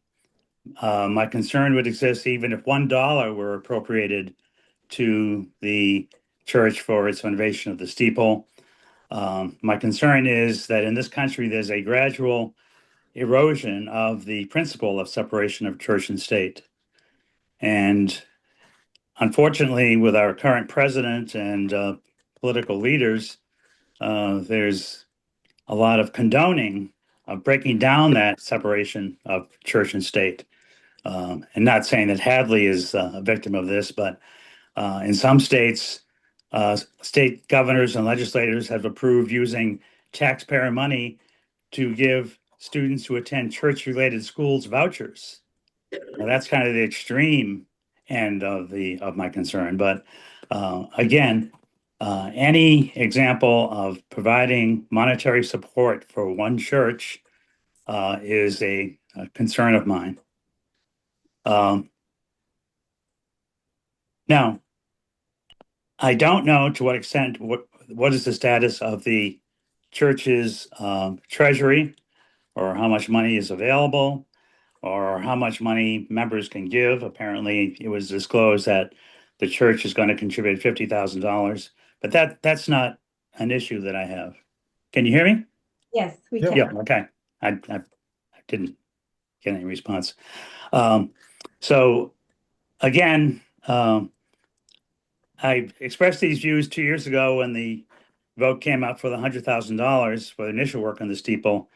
And I realized that the Mass Supreme Court ruled, I guess a couple of years ago, that the town of Acton could contribute money to a church as long as it didn't have any religious implications. But indirectly giving $350,000 to the church allows the church to spend other money on religious activities. Okay, so it's very hard to make that pure separation of making a contribution to a church and not having any of that money benefit the operations of the church. My other concern is that this sets a very dangerous precedent, because in the future, any church in Hadley that has some sort of historical claim, or the need to preserve some sort of historical characteristic of that church, is going to rightfully come to the CPA committee and expect that the CPA committee will approve their request, because they could, if the CPA committee tried to deny that request, they would point to, well, you gave $350,000 to the Congregational Church. So again, who knows what will happen down the road as to how many other churches, and what if a church had members who had discriminatory views or hateful views, or the religion was anti-humanistic. Hadley CPA could not turn them down based on their religious views. So again, when you start eroding the principle of separation of church and state, you are opening yourself up to potential problems. So if the church decided to raise money with a fund drive, I'd be glad to contribute to it. But again, that maintains the separation of church and state. But I really feel strongly that it's a critical constitutional principle, and it has been eroding. And for that reason, I would urge that the town voters reject this proposal at the May 1st town meeting. And I'm open to your feedback. Thank you, John, for coming and for sharing your views. I do remember them from 2 years ago, and we appreciate you so eloquently, explaining them. Yeah. I will, then we have some other people that are guests as well. Would anyone else like to speak? I just want to echo John's point. It is a slippery slope. Yeah.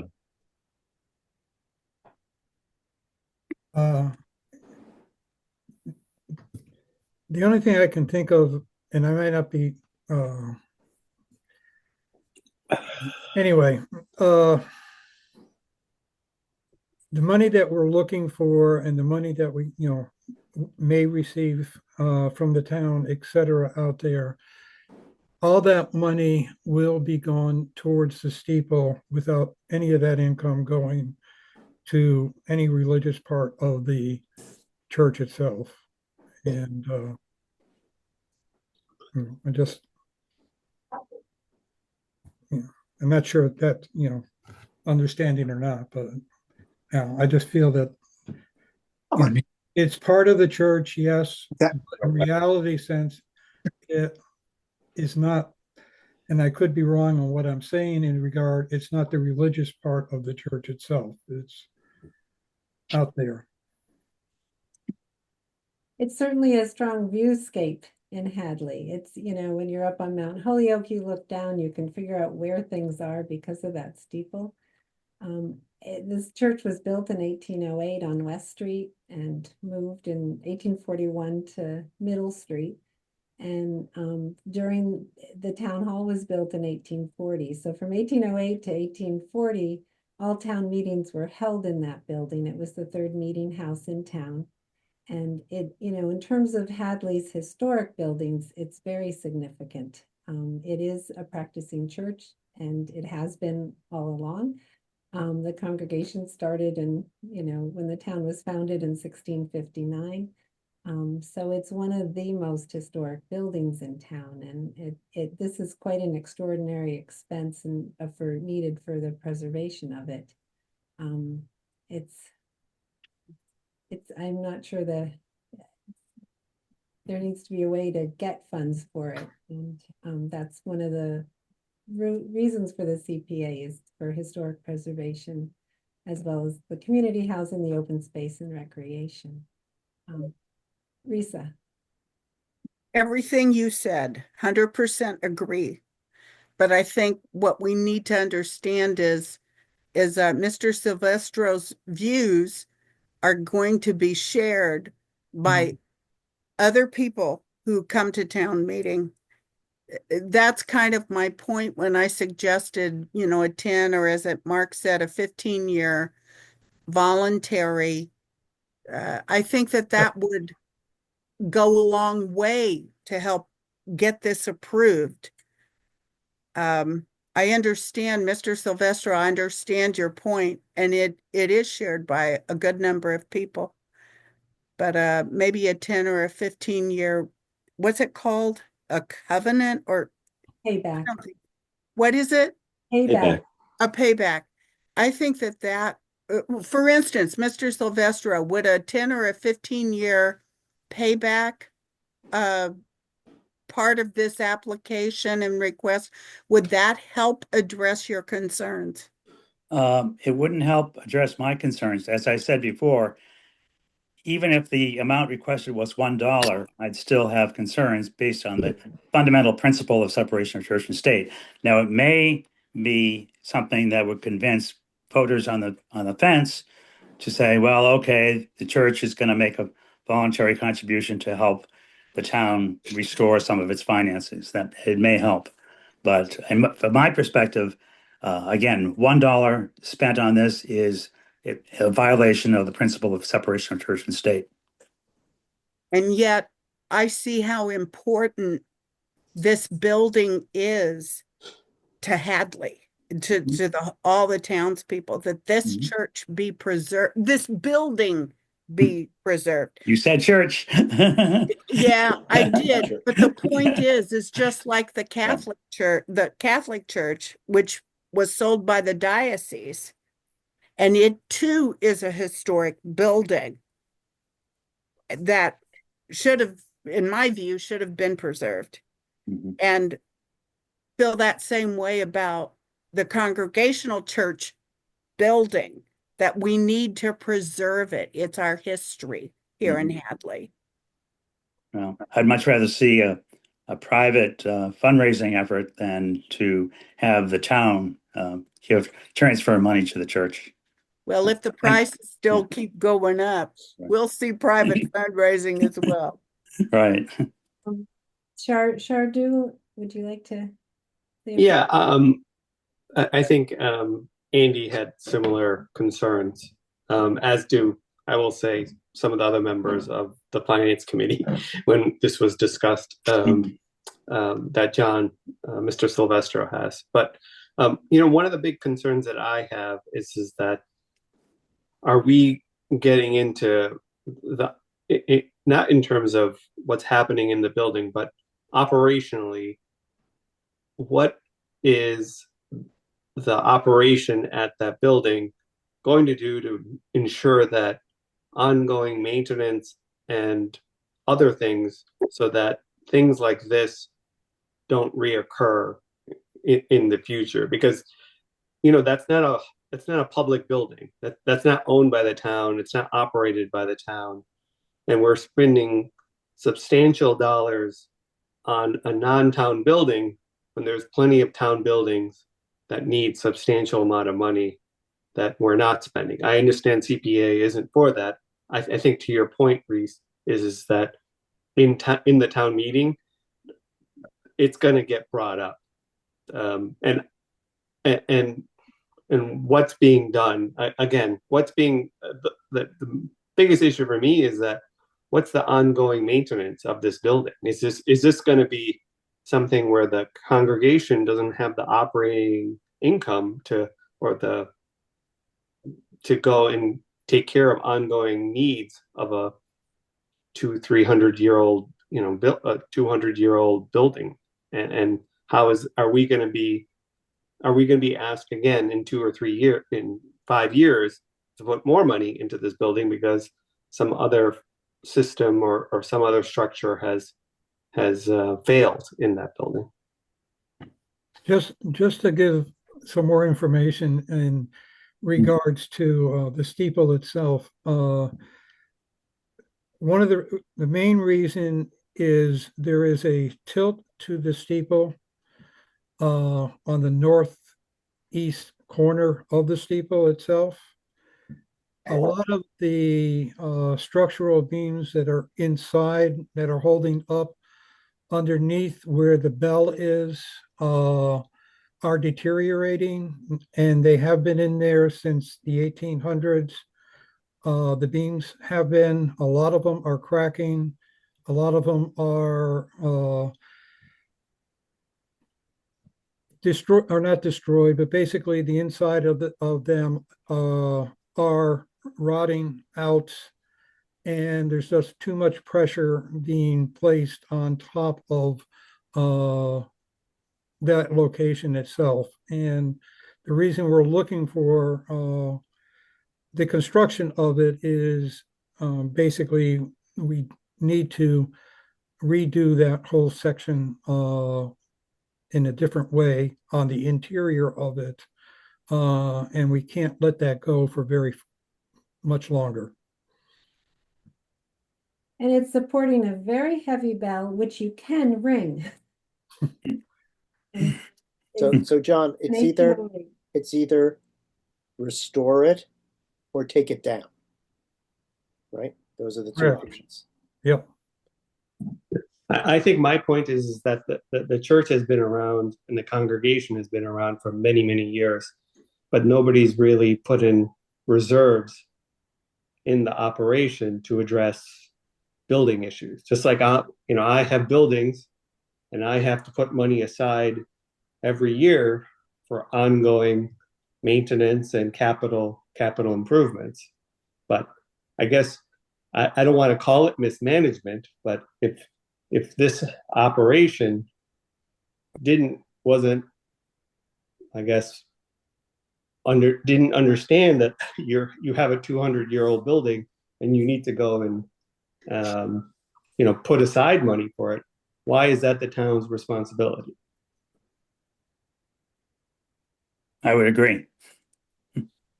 Here's what Andy Klepacki said. He said, I am undecided whether this could be considered more of a repair than a restoration. However, we have supported the previous request for work on the clock. The state references many public and religious building projects where CPA monies are used. However, based on current information, I support this article to go to the voters with a 2-year clawback instead of 3 provision to help maintain progress. The church itself has paid for windows and painting and a lot of repair work throughout it. The steeple seems to be a pretty extraordinary problem. Can I ask a question? What would happen if the unfortunate weather event of a tornado came and destroyed the church? Would the town of Hadley be obligated to pay for the complete rebuilding of the church? Obligated? No. I don't think there's any obligation. But we have lost a valuable architectural wonder. We could pay to restore it, but we wouldn't be obligated. Right. Mark. Yeah. Can you remind me what Stuart said about this when we gave 100 before? I mean, or did you ask on this one? I mean, he must have weighed in. Let me see if I can, I'm sure he did. I can't recall other than at the time it was a lot of understanding what CPA funds can be used for when it's a religious building. So that's when we learned, and Andy, you're good at saying the 3 provisions that had to be met. Right. We were waiting for the Supreme Judicial Court to rule on the Acton case. And it ruled like 2 or 3 days before our town meeting when we had the vote on the North Hadley Church. So the Supreme Court said a couple of contradictory things in its ruling. Again, I'm not an attorney. They had a 3-part test to see whether public funds were allowed. One was it couldn't subsidize the day-to-day running of the church. It couldn't be for proselytizing, or I forget what's the word where you go out and try to get people Evangelizing. Right, evangelizing. The money couldn't be spent in the area where worship takes place, the sanctuary, and religious iconography. That was the 3-part test. That's interesting. Yeah, so in my opinion, this project passes that test. Although one could argue that a steeple is a symbol of Christianity, but it's also an important historical and architectural element of the town viewscape, which is what we're paying to preserve. I want to support this, and it's interesting that the SJC said that, because it seems to not take into account the simple concept that Mr. Silvestro just said, that if I buy you a new front axle, that allows you to spend money you didn't spend on that on something else. And it's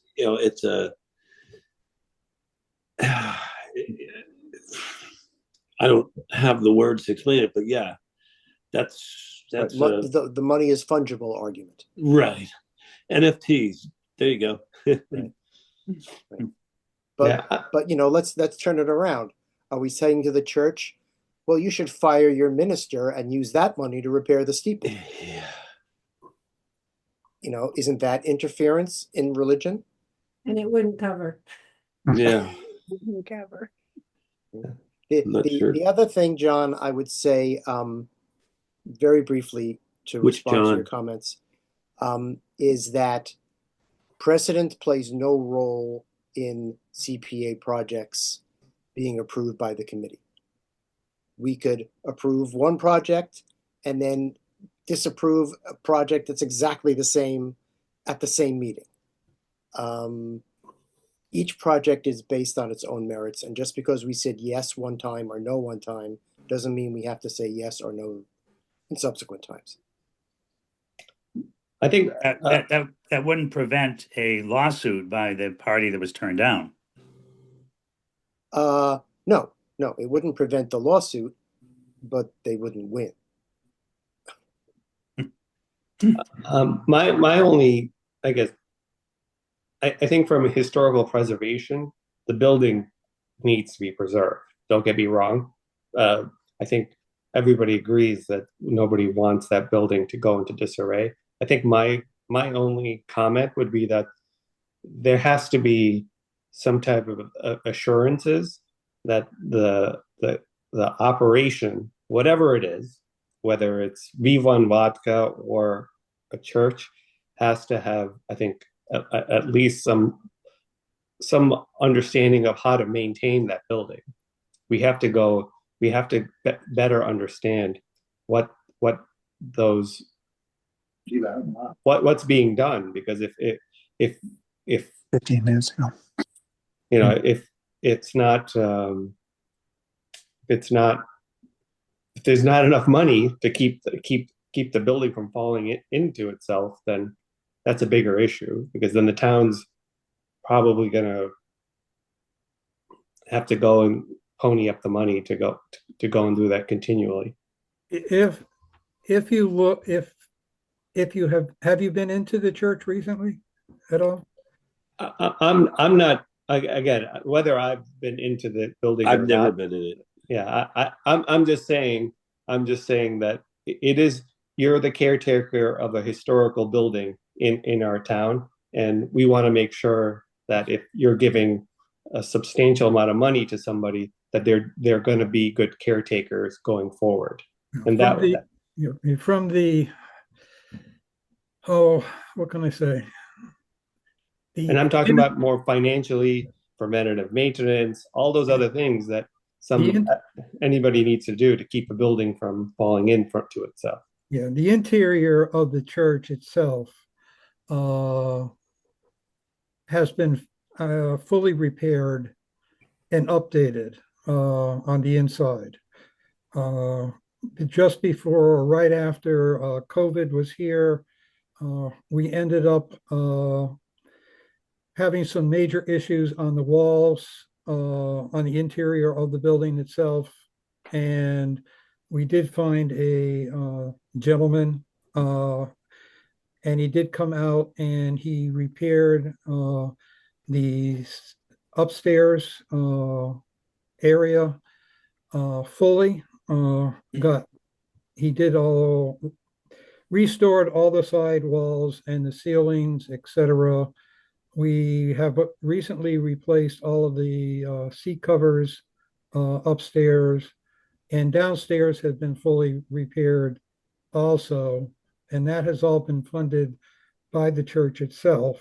And we are also in the process of doing and repairing the exterior or windows in both levels over there that are basically need a lot of scraping and things of that sort. So the church is keeping a lot of work on the interior of the church itself, and the exterior if it needs painting or whatever. And those things are all cosmetic. They have very little to do with the structure of the building, which That's is correct. Yeah. So again, I understand those things might be nice, but those aren't solving the major issue, which is those, what has been done historically to put aside money to go and ensure that the structure, the actual actual bones of this building, not just, I guess, superficial things are being addressed, and the reserves are being put into place so that these things don't get worse over time. And I think my opinion is that regardless of whether this is a church or anybody else, I think as a town we need to do a better job of vetting some of these things before we give anybody money, because we should have a better understanding of some of these concerns of buildings that the town doesn't own, and we are giving money, to substantial amount of money to them about what they're going to be doing to ensure that this is not going to be a major issue going forward. I think just to give basically saying out there is the fact that what we're looking for in the structural part of the steeple area itself, what we're looking at is in how we feel it will be restored, etc. out there, is the fact that it will be out there and upgraded so that in another 50, 75, 80 years down the road, we shouldn't have the issues that are we're coming up with at this present time with the interior structure deterioration. In other words, you want to do it right now so that Yes. it lasts well into the future. I mean, we don't really want to just do some temporary repair work. We really want to do something that we know the structure is going to be there for X amount of years down the road.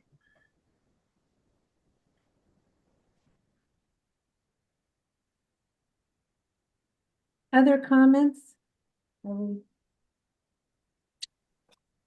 I'd just like to say that I appreciate the committee's thoughtful discussion and recognition of what my point of view may be, even though it may not be popular.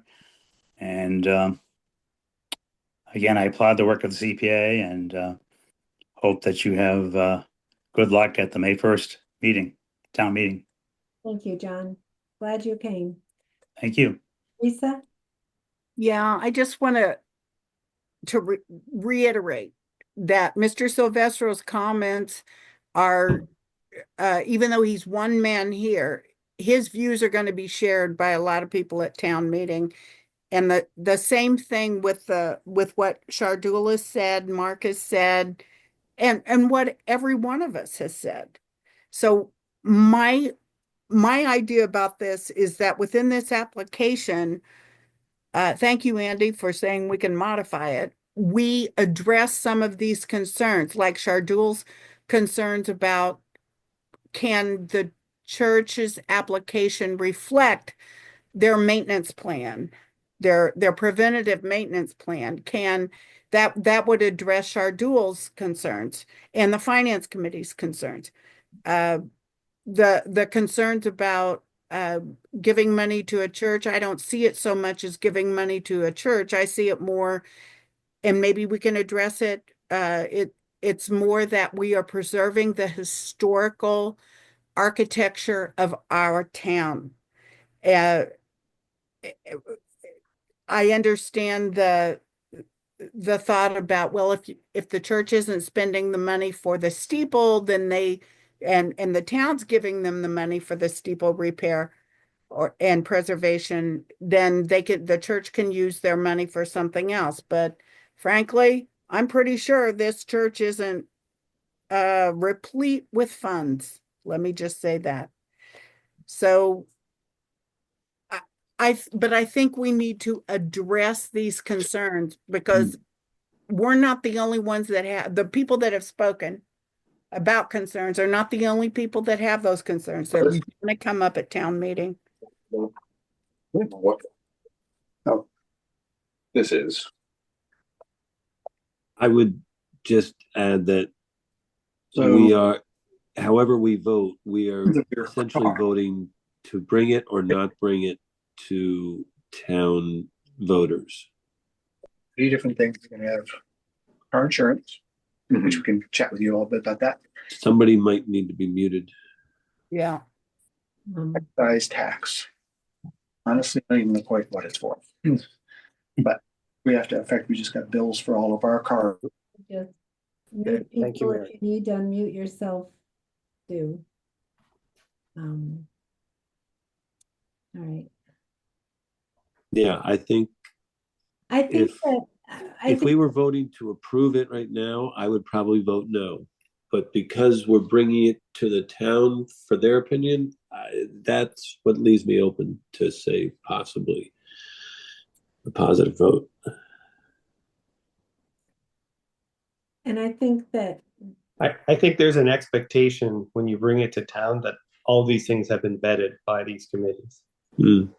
So I would not, because the town meeting, we're not, that's the responsibility of these committees is to Right. vet all these things before they get to the voting floor. Right. if we have somebody what? to say, what are your plans in the future to, put a reserve or something like that, that's out of our scope. Yes. Andy? Yes. Just to respond to some of these questions, I'm not sure that it's the CPA committee's job to ensure financial responsibility of the applicants. I do understand the throwing good money after bad argument. And I think it's important and legitimate. But we can't, survey the church to make sure that they're doing all these structural things, or insist that they set up a fund to repair their building. I mean, you definitely can't do it to a church, but even if it was a private owner, I'm not sure that that's something that we really want to get into as a committee.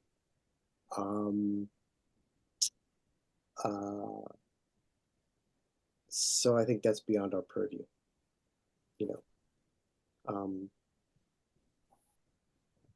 I think that it's important to remain focused on preserving the historic viewscape of the town center. Our job is this appropriate use of CPA funds? Is it allowed? And is it a good fit for Hadley? Right. Well, we can also change and improve the projects if the committee members have expertise and can make the projects better. We can do that. I think there's some level of financial responsibility by the CPA. You can't just throw any money at any project without some type of financial understanding of what those monies are going towards and how those monies are going to be used in a manner that's going to be financially consistent. You can't just say somebody wants to go and burn $350,000 because they want to heat their home or heat a church. It's not reasonable.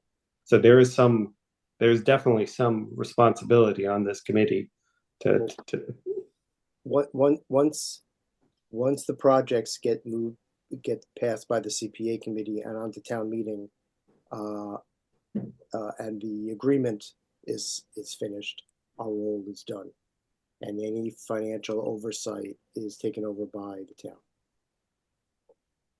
But there is a grant agreement, and the church will have responsibility to show that the bills were used for the appropriate uses. I think with their application and they've outlined how the funds would be spent and what would be done. It's not a question of where the money's going to. It's certainly some question of how much the end product will cost. And if it goes higher than what they have, the church will have to come up with the additional funds, ask the town for more. decide what to do, but that's, that's all down the road, maybe. But questions like, will the church be financially viable in the future? And is it a waste to give them money if it's not, is not part of our committee's responsibility. There's a lot of dilemmas here. I mean, if I were a bank, which we're not, I'd say, what are your revenues for the last 5 years? Where are you trending? I mean, churches across the globe are shrinking as, there's less of that institutional success. So, boy, but if we don't do this, are they going to be able to have a GoFundMe bake sale, or that's just going to fall over and take out town hall? Yeah. There's no win-win here.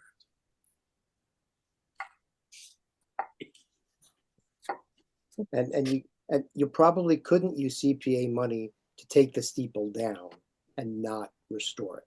Right, you could not. So the church would have to fund all that on its own. And it's the viewscape in town, and it's one of the most historic buildings in town. So it's looking at, here's this huge need, much higher than a capital maintenance project would have anticipated, I think. And Well, I think someone said it earlier, and I think maybe it was John Silvestro, but I applaud all of you because we're all obviously looking deep and hard at this and into our hearts and what's the right thing. So I think whatever we vote, we will have done our very best. And I thank Shardul and Risa and everyone for sharing their thoughts.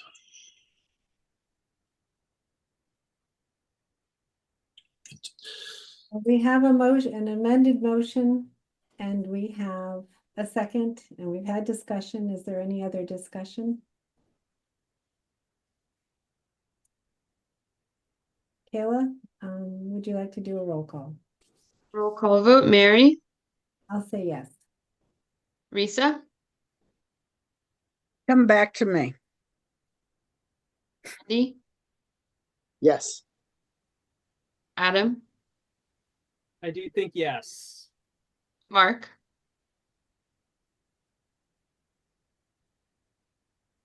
I think I'll vote yes. and Risa. I really want that steeple fixed. Yes.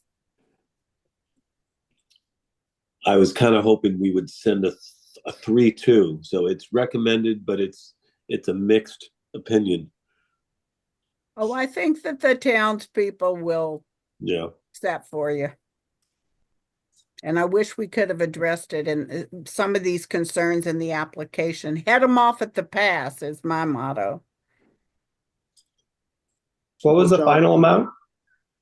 350. 350,000. That. Oh, did you mean the vote or the? No, the dollars. So it's 100 plus the 250, or is it 100 plus 350? It's 100 plus 350, I think. Yeah. Okay. Just taking notes so I can send it to Andy. I know he'll get the minutes. But just Yeah, thank you for clarifying. I mean, it's really up to the town's voters. I remember, I'm an architect, and when I was starting out, I made a presentation in front of the town of Lee to, they were going to fund this project to restore their town hall. And there were people that stood up at that town meeting and said, tear it down, we need more parking. So ultimately, if you drive through Lee there, you'll see my renovations, and I think that the town's better for it, but everyone has their own opinion. What the meeting's about. And John and Kurt, the church will need to do a presentation and present this at town meeting on May 1st. And we'll also we just recommend it, and the finance committee and the select board will also show their recommendations, how they vote. And then it'll be before town meeting. So thank you all for coming, and just we have a lot more on our agenda. What do you want to do? Do you want to take a 5-minute break and do a little longer? Should we? Well, for Everything me, else? I either need to take a break and keep going or end the meeting. I Right. can't just keep going. Right, no, I said, had it. break, yeah. Or do we just say yes to the annual meeting or not, and then skip everything else till August? I would move that we take a 7-minute break. All I right, second.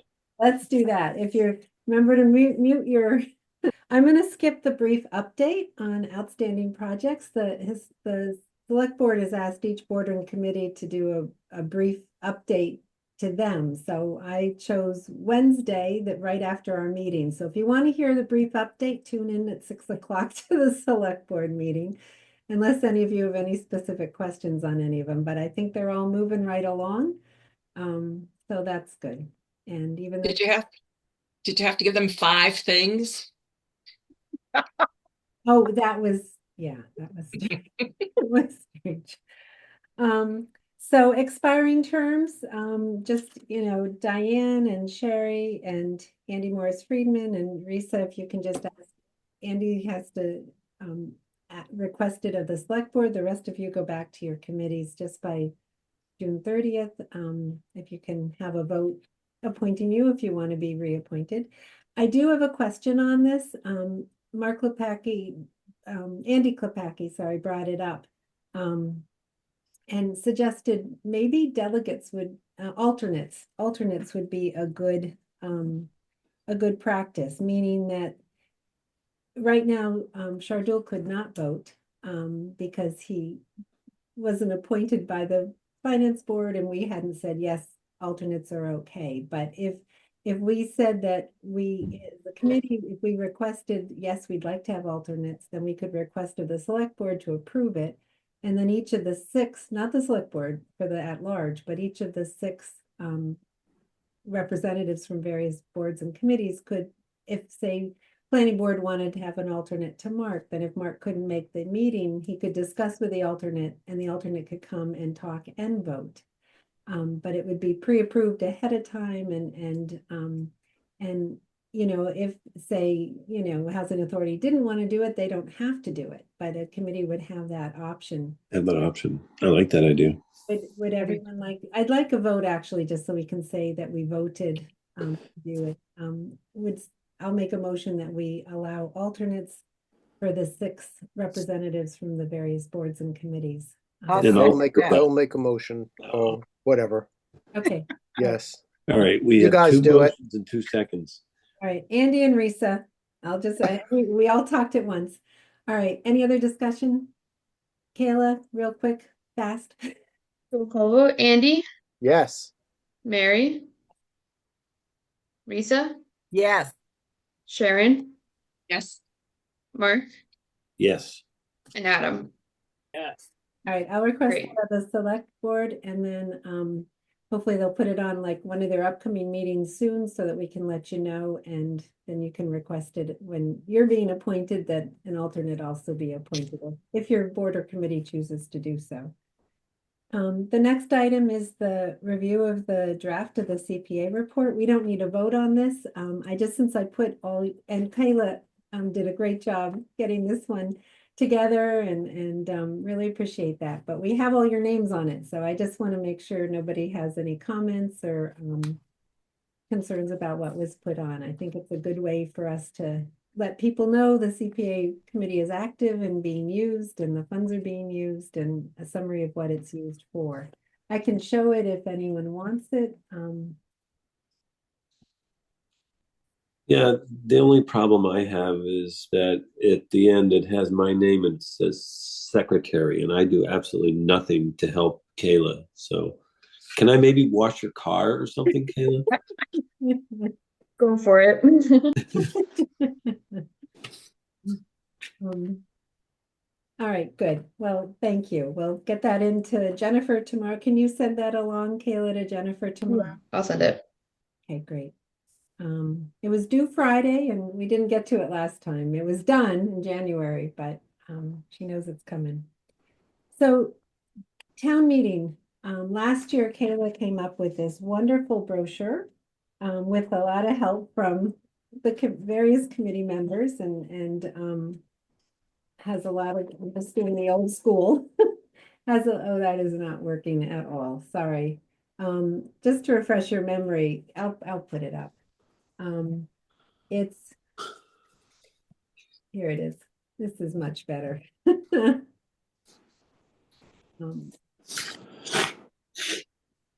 And you know, we did this, sorry, I didn't show yet.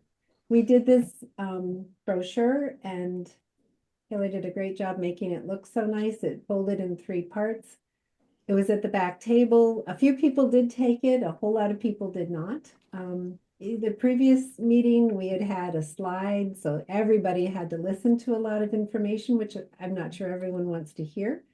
So we tried this. In the fall, we just had a simple sort of 1-page thing with less information, just a quick, or I think I did a slide. That's what we did. A few slides just with the balances and but what had been done that year, I think. So the question is, how much, I mean, we can redo something like this and update pictures with the fields being done and maybe this is church still on there, I don't know.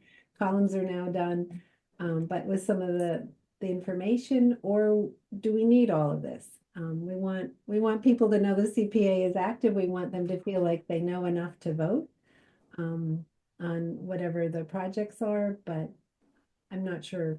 I wanted feedback on what we might want to do.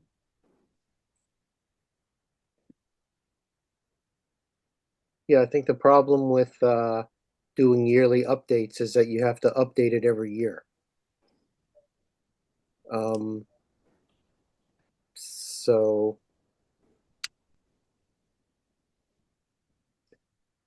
This maybe year it's not so this- hard. We've done a lot of work for the CPA plan. The figures are all pretty accessible. Yeah, I like it. I think it's a great step of transparency that there will be people that will definitely appreciate it. maybe the recent payments part. Would it be easier if we changed it to like completed projects, completed in 2024 or something like that? Yep. Yeah, I think But I mean, the budget is okay too. You know, if Kayla, if you can do it, then let's just update it. But whatever you think. well, I do keep it updated.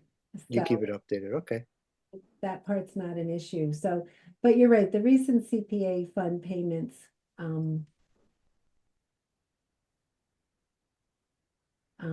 we could do completed, completed within the last year or from January 1st. It's confusing that a lot of the things are annual, but the fiscal year is July to June. So it's harder to separate July to June out. So that's why we said recent, not, fiscal year so-and-so. All right, well, we can do the brochure and Kayla will work on that some. Just, I think if people want the information, I think it's really nice. And I'll probably still have a quick slide of the current CPA balances. And I don't break it out by reserve for this because that just totally confuses people. Right. So I think if we did 30 of them, that would probably be enough. yeah. And doesn't have to be in color, but color's fine. Okay. All right. Thank you. Yeah, we'll work on that in a little bit. Mary, just for a point of information on that, the Historical Commission will have used our 2000 before town meeting. And if any of you didn't get an invitation, our meeting with the preservationist is on Saturday at 1 o'clock at the church, I believe. It is at the church, the First Congregational Church, which is the, And it's open to the public. and that's fantastic. That's to hire a consultant and, you know, get it underway and then have the report right away is great. That's going to quick segue into, well, let's keep going. We got enough here. CPA bylaw changes. We talked about this in the fall, and I guess we're supposed to actually have a vote on it. And there wasn't anything dramatic. It was mostly just changing the terms to be what the town actually does, which is 3 years. Originally, it was said, you know, initially it'd be 1 year, and then after that, the renewal would be 3 years. And so it was clarifying all that. There's no longer a long-range planning committee, so there's 3 by the select board. And then the state had updated their bylaws. So we added a few things like it can't cover, CPA funds can't cover artificial turf, and really making it clear that it's not to be for regular maintenance items. So there, you know, there wasn't a lot to change, but what there was brought us in line with what the state had changed, but also in what our practices were. I saw that about the artificial turf. That doesn't quite apply to the playground surface, right? No. That's for like a, you know, if they'd wanted their base or their track or some place A to ball field. ball field to be artificial turf, and there's been, I guess towns had tried and there were rulings on it and not allowed. But the port in place has been done quite a few other places too, so it's, yeah. Are you comfortable with voting on it? The changes? I'll make a motion that we vote to approve the amended bylaws. There's a Mark. Yep. Any other discussion? And Kayla's working with the bylaw committee. So does it go to a bylaw committee or does just our little section go to town meeting? Do you know? I don't think it needs to go through bylaw committee, but I could bring it to them just in case. I assume that a town attorney would want to see it before, well, they see everything before town meeting anyways, but I would think that, you know, the town attorney doesn't want us changing something that shouldn't be in the bylaws, so, or omitting something that should be in the bylaws. So I would assume that I can send it on to that's the appropriate way. I can send it directly to the attorney. Yeah, or maybe we could share it with the town administrator. Okay. And go through that. Yeah, I can talk to him on what happens now. The CPA, Yeah. when we vote, it's approved. What happens next is if you Right. follow up on that, that'd be great. If you send it to the attorney, they'll charge you just to read it. Right. You know, they right. But on the other hand, I want to know what the path is the town wants to take. Okay.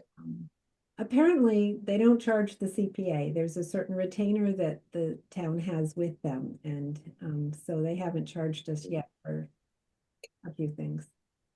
Yeah, I think there's like a basic flat retainer for a certain amount of services. Right. Okay. Any other discussion? Kayla, can you please do roll call?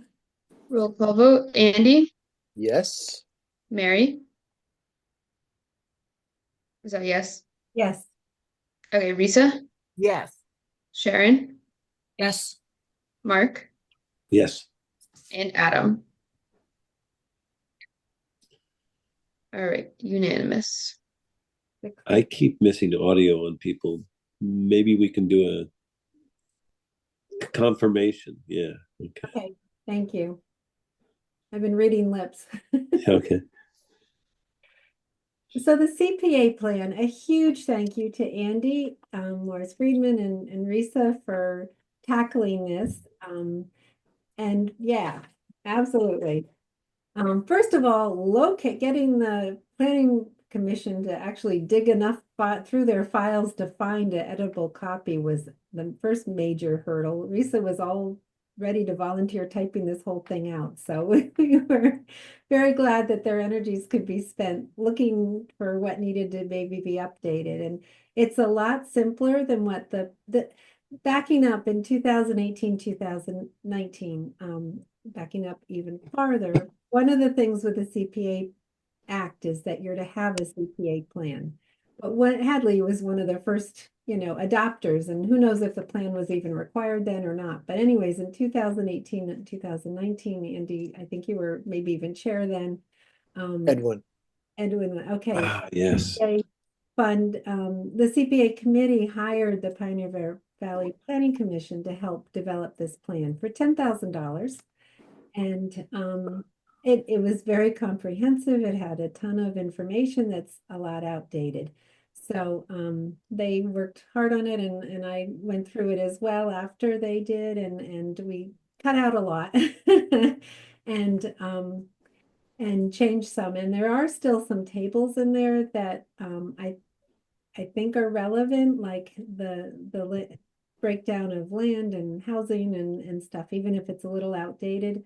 We could hire the Pioneer Valley to do just a little section if we wanted.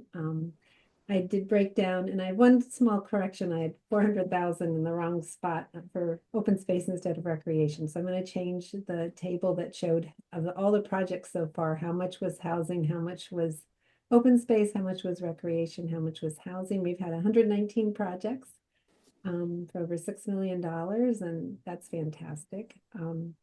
And so, some of that I think is helpful. In the appendix, instead of having a copy of the application and all this data, we basically just look at the website on the hadleyma.org page for this information so that it can be updated always. It's not, because as soon as you put it in this document, it's updated the next day. And by putting it, linked to the website, they can get the most current information. So Risa said that one thing that isn't updated is the median incomes, and she said that comes out in April, so we can substitute that in. I asked the Kestrel Trust to work on the one that showed how much land was preserved, how much, it had a lot of detail in terms of forest and land and stuff, and they're put somebody on that, doing that for us. Not as a charge, but as a community service. So hopefully we'll get that response soon too. So it's, I don't know where you feel, if we can, we can do a couple things. We can vote saying, yes, we approve it, knowing that there'll be a few changes with those tables when they get updated. We can say, we want to look this over a whole lot more carefully. We'll vote on it in August. Or we think other things should be done. So I guess really just looking for some direction and feedback. I know it's just something we're required to do, and something that I think is a really, it's what we could do. One thing I envision with this is maybe, so we hear of somebody, I don't know if we hear of an applicant interested, it's like, well, here's the plan that explains so much of what's allowed and what we're doing and why we're doing it, along with the frequently asked questions. Whether that would be totally overwhelming or whether that would be helpful, I don't know. But it would be an option. Risa? Do we have to have only a paper copy, or can we just put the plan on the website, update it on the website, including the tables because those tables change, the information changes. Can we just have it on the website and not have paper copies? In practice, we'll definitely have it on the website. It's, is that one more thing that we update yearly, or does it change enough that doing it, say, every 5 years is adequate? It's, we'll after every town meeting, we update the list on what projects have been approved, or if any money's clawed back, we update that. But we can certainly, some of this stuff, I'm not sure has to be up. Those tables are really the things. I'm not sure how often they need to be updated. If the median income is really easy to get every year when it comes out in April, that's certainly something that could be updated. We'll see if it comes out on April 1st this year. Okay. So who knows? I think the ADA would support having some paper options. You know, their accessibility is different people consume information in different ways. And I think that would be on request. We don't really have like a spot to. Right. I left some of these brochures in the CPA box. If anyone had questions, we could say, well, look in the box, there's some extra brochures, but that's not really what that box is for. It's more to communication. But I think, I think they did a great job going through it, and I think it gives a lot of information that's really helpful. But it's a long document. But it'd be nice to be able to say, here it is, as soon as we can get those updated and not wait till August, but a lot of it's what you feel comfortable with. Well, if there's no objection, I would suggest that we approve it tonight. Yeah. The caveat that the tables are going to be updated and get it behind us. Yeah, I would agree. I think it's, it'll never be perfect, but this is great. I would start with that. And you can always tweak it. And again, a huge thank you to Linda and Risa. That was quite a thing to tackle, and really nice to have it done. I learned a lot. I highly recommend volunteering for these things because you just learn a lot. Thank you, Risa. All right, would somebody like to, well, I think let's I just did. make a motion, and then we'll see if there's more discussion. Somebody I like think I did. Oh, you did? Yes. Right, sorry. It's okay, it's late. And I'll second. Andy and Mark, you've been tag teaming each other, which I appreciate. Any other discussion? Approve, knowing there'll be a few edits. If you want to hear the real history of the Happy CPA plan, just ask me. I already heard it. It's hilarious. All right. Should we do a roll call vote? Yes. Yes, please. All right, Andy, Yes. Mary, Yes. Risa, What do we say? Yes, the thumb. Mark, Yes. Adam. Yes. Can people hear me now with the headset? Yes. Yeah. Sorry, I realized I had a headset sitting around. I was like, I should just grab that. Sorry, you guys couldn't hear me earlier. Yeah. And Sharon. Yes. Awesome. Well, that's huge. Kayla's been working hard on gathering old CPA files. There's been 119 projects. I think it's down to 33 that we don't have a copy of the application for. They're all before 2019. People have brought boxes to her, some full of dirt because they were stored in barns, and Amy Fiden just found a notebook with 6 more that we hadn't had, but really the ones that are missing are earlier ones, and there should be a copy somewhere at town hall of some of these, because some of them went through the select board, and so we'll keep going, but at least all the last 5 years have been digitized and gathered together and stored in one place in Kayla's office and town hall, in her new office location in town hall. And that's, I think, a major accomplishment. So, and it was nice to get files out of my house and other people's houses. So that's where that is at. The first chair of the committee, Joe Fitzgibbon, he was like an 18th century guy, where he would actually use the mail and drop things off at people's houses. Edwin was next. He was more like a 19th century guy. He would use the telephone, Yes. but not email. I was a 20th century guy, which sounds good, but it was the 21st century when I was the chair. So now we're right up to date. I always got a call that day from Edwin without fail before the meeting. Are we all set? Andy, encouraging applications. One thing a lot of town CPA plans do is list what has been identified as the priorities, like which projects to preserve, which open space absolutely is critical, which recreation needs, kind of the wish list of all these various boards and committees. And then so when CPA, so that to help encourage CPA projects in those locations. And, one thought is, can Diane especially go back to Park and Rec and say, give me 5 priorities we have, looking into the future. Can, Housing Historical Commission go back to their, Sharon, can you go back to the Historical Commission? And you're doing it Saturday. So that's, they hired a consultant with CPA funds to help them prioritize, which is fabulous. Can that be done in open space? Can it be done in recreation? Can it be done in housing?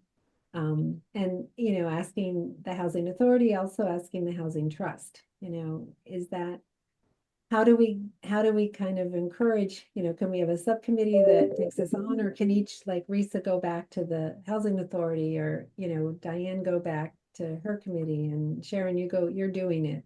And open space is, Conservation Commission, give a list, and it's not just from us within, but how do we really encourage people to take these on? And Andy, I know you wanted to say a few things about this. Okay. Yeah, I think it's starting to happen. Initially, when the CPA law was devised, the sort of way that we are doing it, which is the applicant has a project and then they come to the committee and we, give it a yes for town meeting or a no for town meeting. That was not how CPA was envisioned. They thought that the CPA committee would be much more active and would be initiating the projects. But that's kind of not the way it worked out. For most towns, it's the more traditional, application, apply, turn down model. So I would just encourage us to talk to each other individually and to encourage each other to reach out to people who we think would benefit from CPA funds and, help them with their applications so the process is smoother. I applied for a cultural council grant in Northampton, and I called the committee person who was, in charge of my application, and I said, what tips do you have, to help me with my application? And she said, oh, no, we can't help you. That wouldn't be fair to other applicants, and the CPA is just the opposite. We want to work with the applicants to get them to yes. So let's, reach out to each other and, start filling the needs. All right. Next meeting dates, just because it is really helpful to do it now so everybody can plan around it, and also we can post it on the website so that if people are thinking of projects, they know when to come to the meetings. So following what we've done last year, and I think the year before maybe, I would propose August 25th for the first, with applications due August 1st. And with a little bit of wiggle room. And then first meeting August 25th, and then the second one 3 weeks later on September 15th. I like the 3 weeks between meetings because oftentimes there is a bit of follow-up both for us and the applicant, and it just seems to make it more doable. And I that's a 3 weeks between applications due and the first meeting, but people may be on vacation and not want to be reading applications, and it just seems to need some more time there too. Uh-oh, the 15th Of September. of September. Yeah. That's the Amherst Block Party. Well, okay. The last week of August is tough. That's when we're trying to wrap up all of our projects to get them open before the students and classes start, but that's okay. I will make it work. Number 2 on the 15th. So number 1 is on the 25th, and number 2 is on the 15th. Right. Okay. So that's that Monday of that week, Mark. So unless somebody, I hate to do it too much towards the middle of August. I think it's harder to get around people's vacations sometime. And Oh, wait a second. holiday schedules I definitely can't make it on the 15th. of September. Yeah, I'll be at a wedding. Okay. But on a Monday, it is possible for the CPA committee to function without me. Well, I don't know. not likely, but possible. would rather not. I mean, we could do it the weekend before and just have, there's a Jewish holiday in there somewhere, right? I double checked No, Rosh Hashanah is the 23rd of, September. okay. So we could meet on the 8th, which is a week after Labor Day, and just have 2 weeks. That's better for me, but Well, it's, what do people think? And, we can, one thing we can do is, if we needed to, we could have, and we have certainly many times in the past, added a third meeting if we did need, extra time for one particular project. It's just easier not to gather people back together. And then, the problem with going to the 23rd is it gets really a lot closer to when the fall town meeting's usually in, that third week or so in October, second week even. So I don't think we should go later than the 15th. So Well, we could do the 8th. if we all work with the applicants, then the meetings will be so fast and efficient that we only need 2 weeks between them, because they won't need any changes. That would be great. I'll smoke what you're smoking. Well, I have a suggestion. So, Mary, you get the applications, right? Sometimes I don't know they're coming until the 1st. Oh, Lord. Okay, so, but you get the applications on the 1st. And what we might consider doing is, as you receive those applications, then you can say to the applicant, I'd like for you to check in with, say, Andy or Mark or Adam or Sharon, whoever has the specialty, like Andy well, I guess Andy with the finance, that's not. But you see what I'm saying? Whoever's doing the historic preservation, like you say, this is a historic project. I want you to check in with, So then we have the application, then we can, connect with the person and work it like that, because the public thinks that they just have to give it to you and then that's done. And eventually this will take a load off of your back, working one-on-one with these people. And I actually just tend to get it and send it out. Unless like totally missing stuff, I'll say, you want to do this instead. Andy Morris Friedman has been very nice and generous in saying, I'll be glad to work with anybody. So we let them know to contact him. Some do, some don't. What a lot of, and I don't want to get too much in a discussion, it's after 10, but what a lot of towns do as standard practice, and that's one of the things we changed in the CPA plan, because that wasn't our practice, is they have a preview or predetermination meeting where the applicant comes without a full application, just with their idea.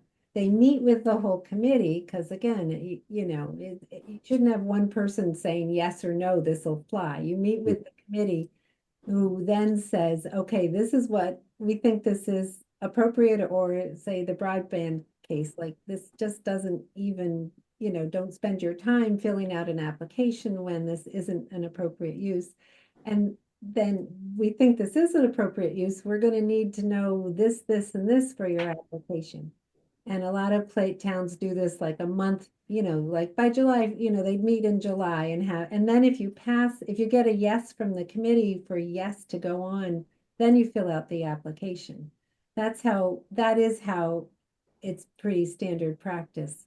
Most towns only do it once, or cities do it once a year. So there might be 4 months between the application and when you have the discussion, and that Stuart has suggested that several times, and that hasn't been Hadley's way of doing it at all. But it is adding 2 more meetings a year, but the pre-meeting is a way to steer. I don't think steer is the right word, but at least let people understand better what the process is and what information would be needed.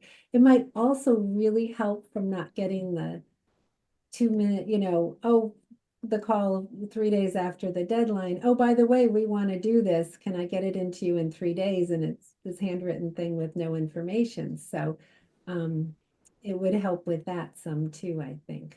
But our application helps that it's so much more comprehensive. People have to have more information, but that's something we can think about. Maybe discuss it August. Should we have that extra step? Or we could decide now, and try it. But we'd have to let everybody know that there's now, yeah. And it is one, go ahead, Andy. Personally, I don't make any decisions after 10 o'clock. Yeah, I agree. I don't make any good ones after 10 o'clock. Yeah. So we're meeting next on August 25th and September 8th. What? September 8th? Yeah. Oh, okay. I already put 15 in my I calendar. know, sorry. Is that okay with everyone? 25th and the 8th, yeah. 25th and the 8th, we'll put it on the website. And Kayla, you'll put the minutes we approved on the website, and that'll bring our website up to date. So thank you so much, everyone. I'm sorry it was 3 hours. We got through a ton of stuff and did some really important work. So thank you. Kayla, I hope you get overtime. Yeah. Do we need a motion to adjourn? Motion to adjourn. Second. All those in Third. favor? Aye.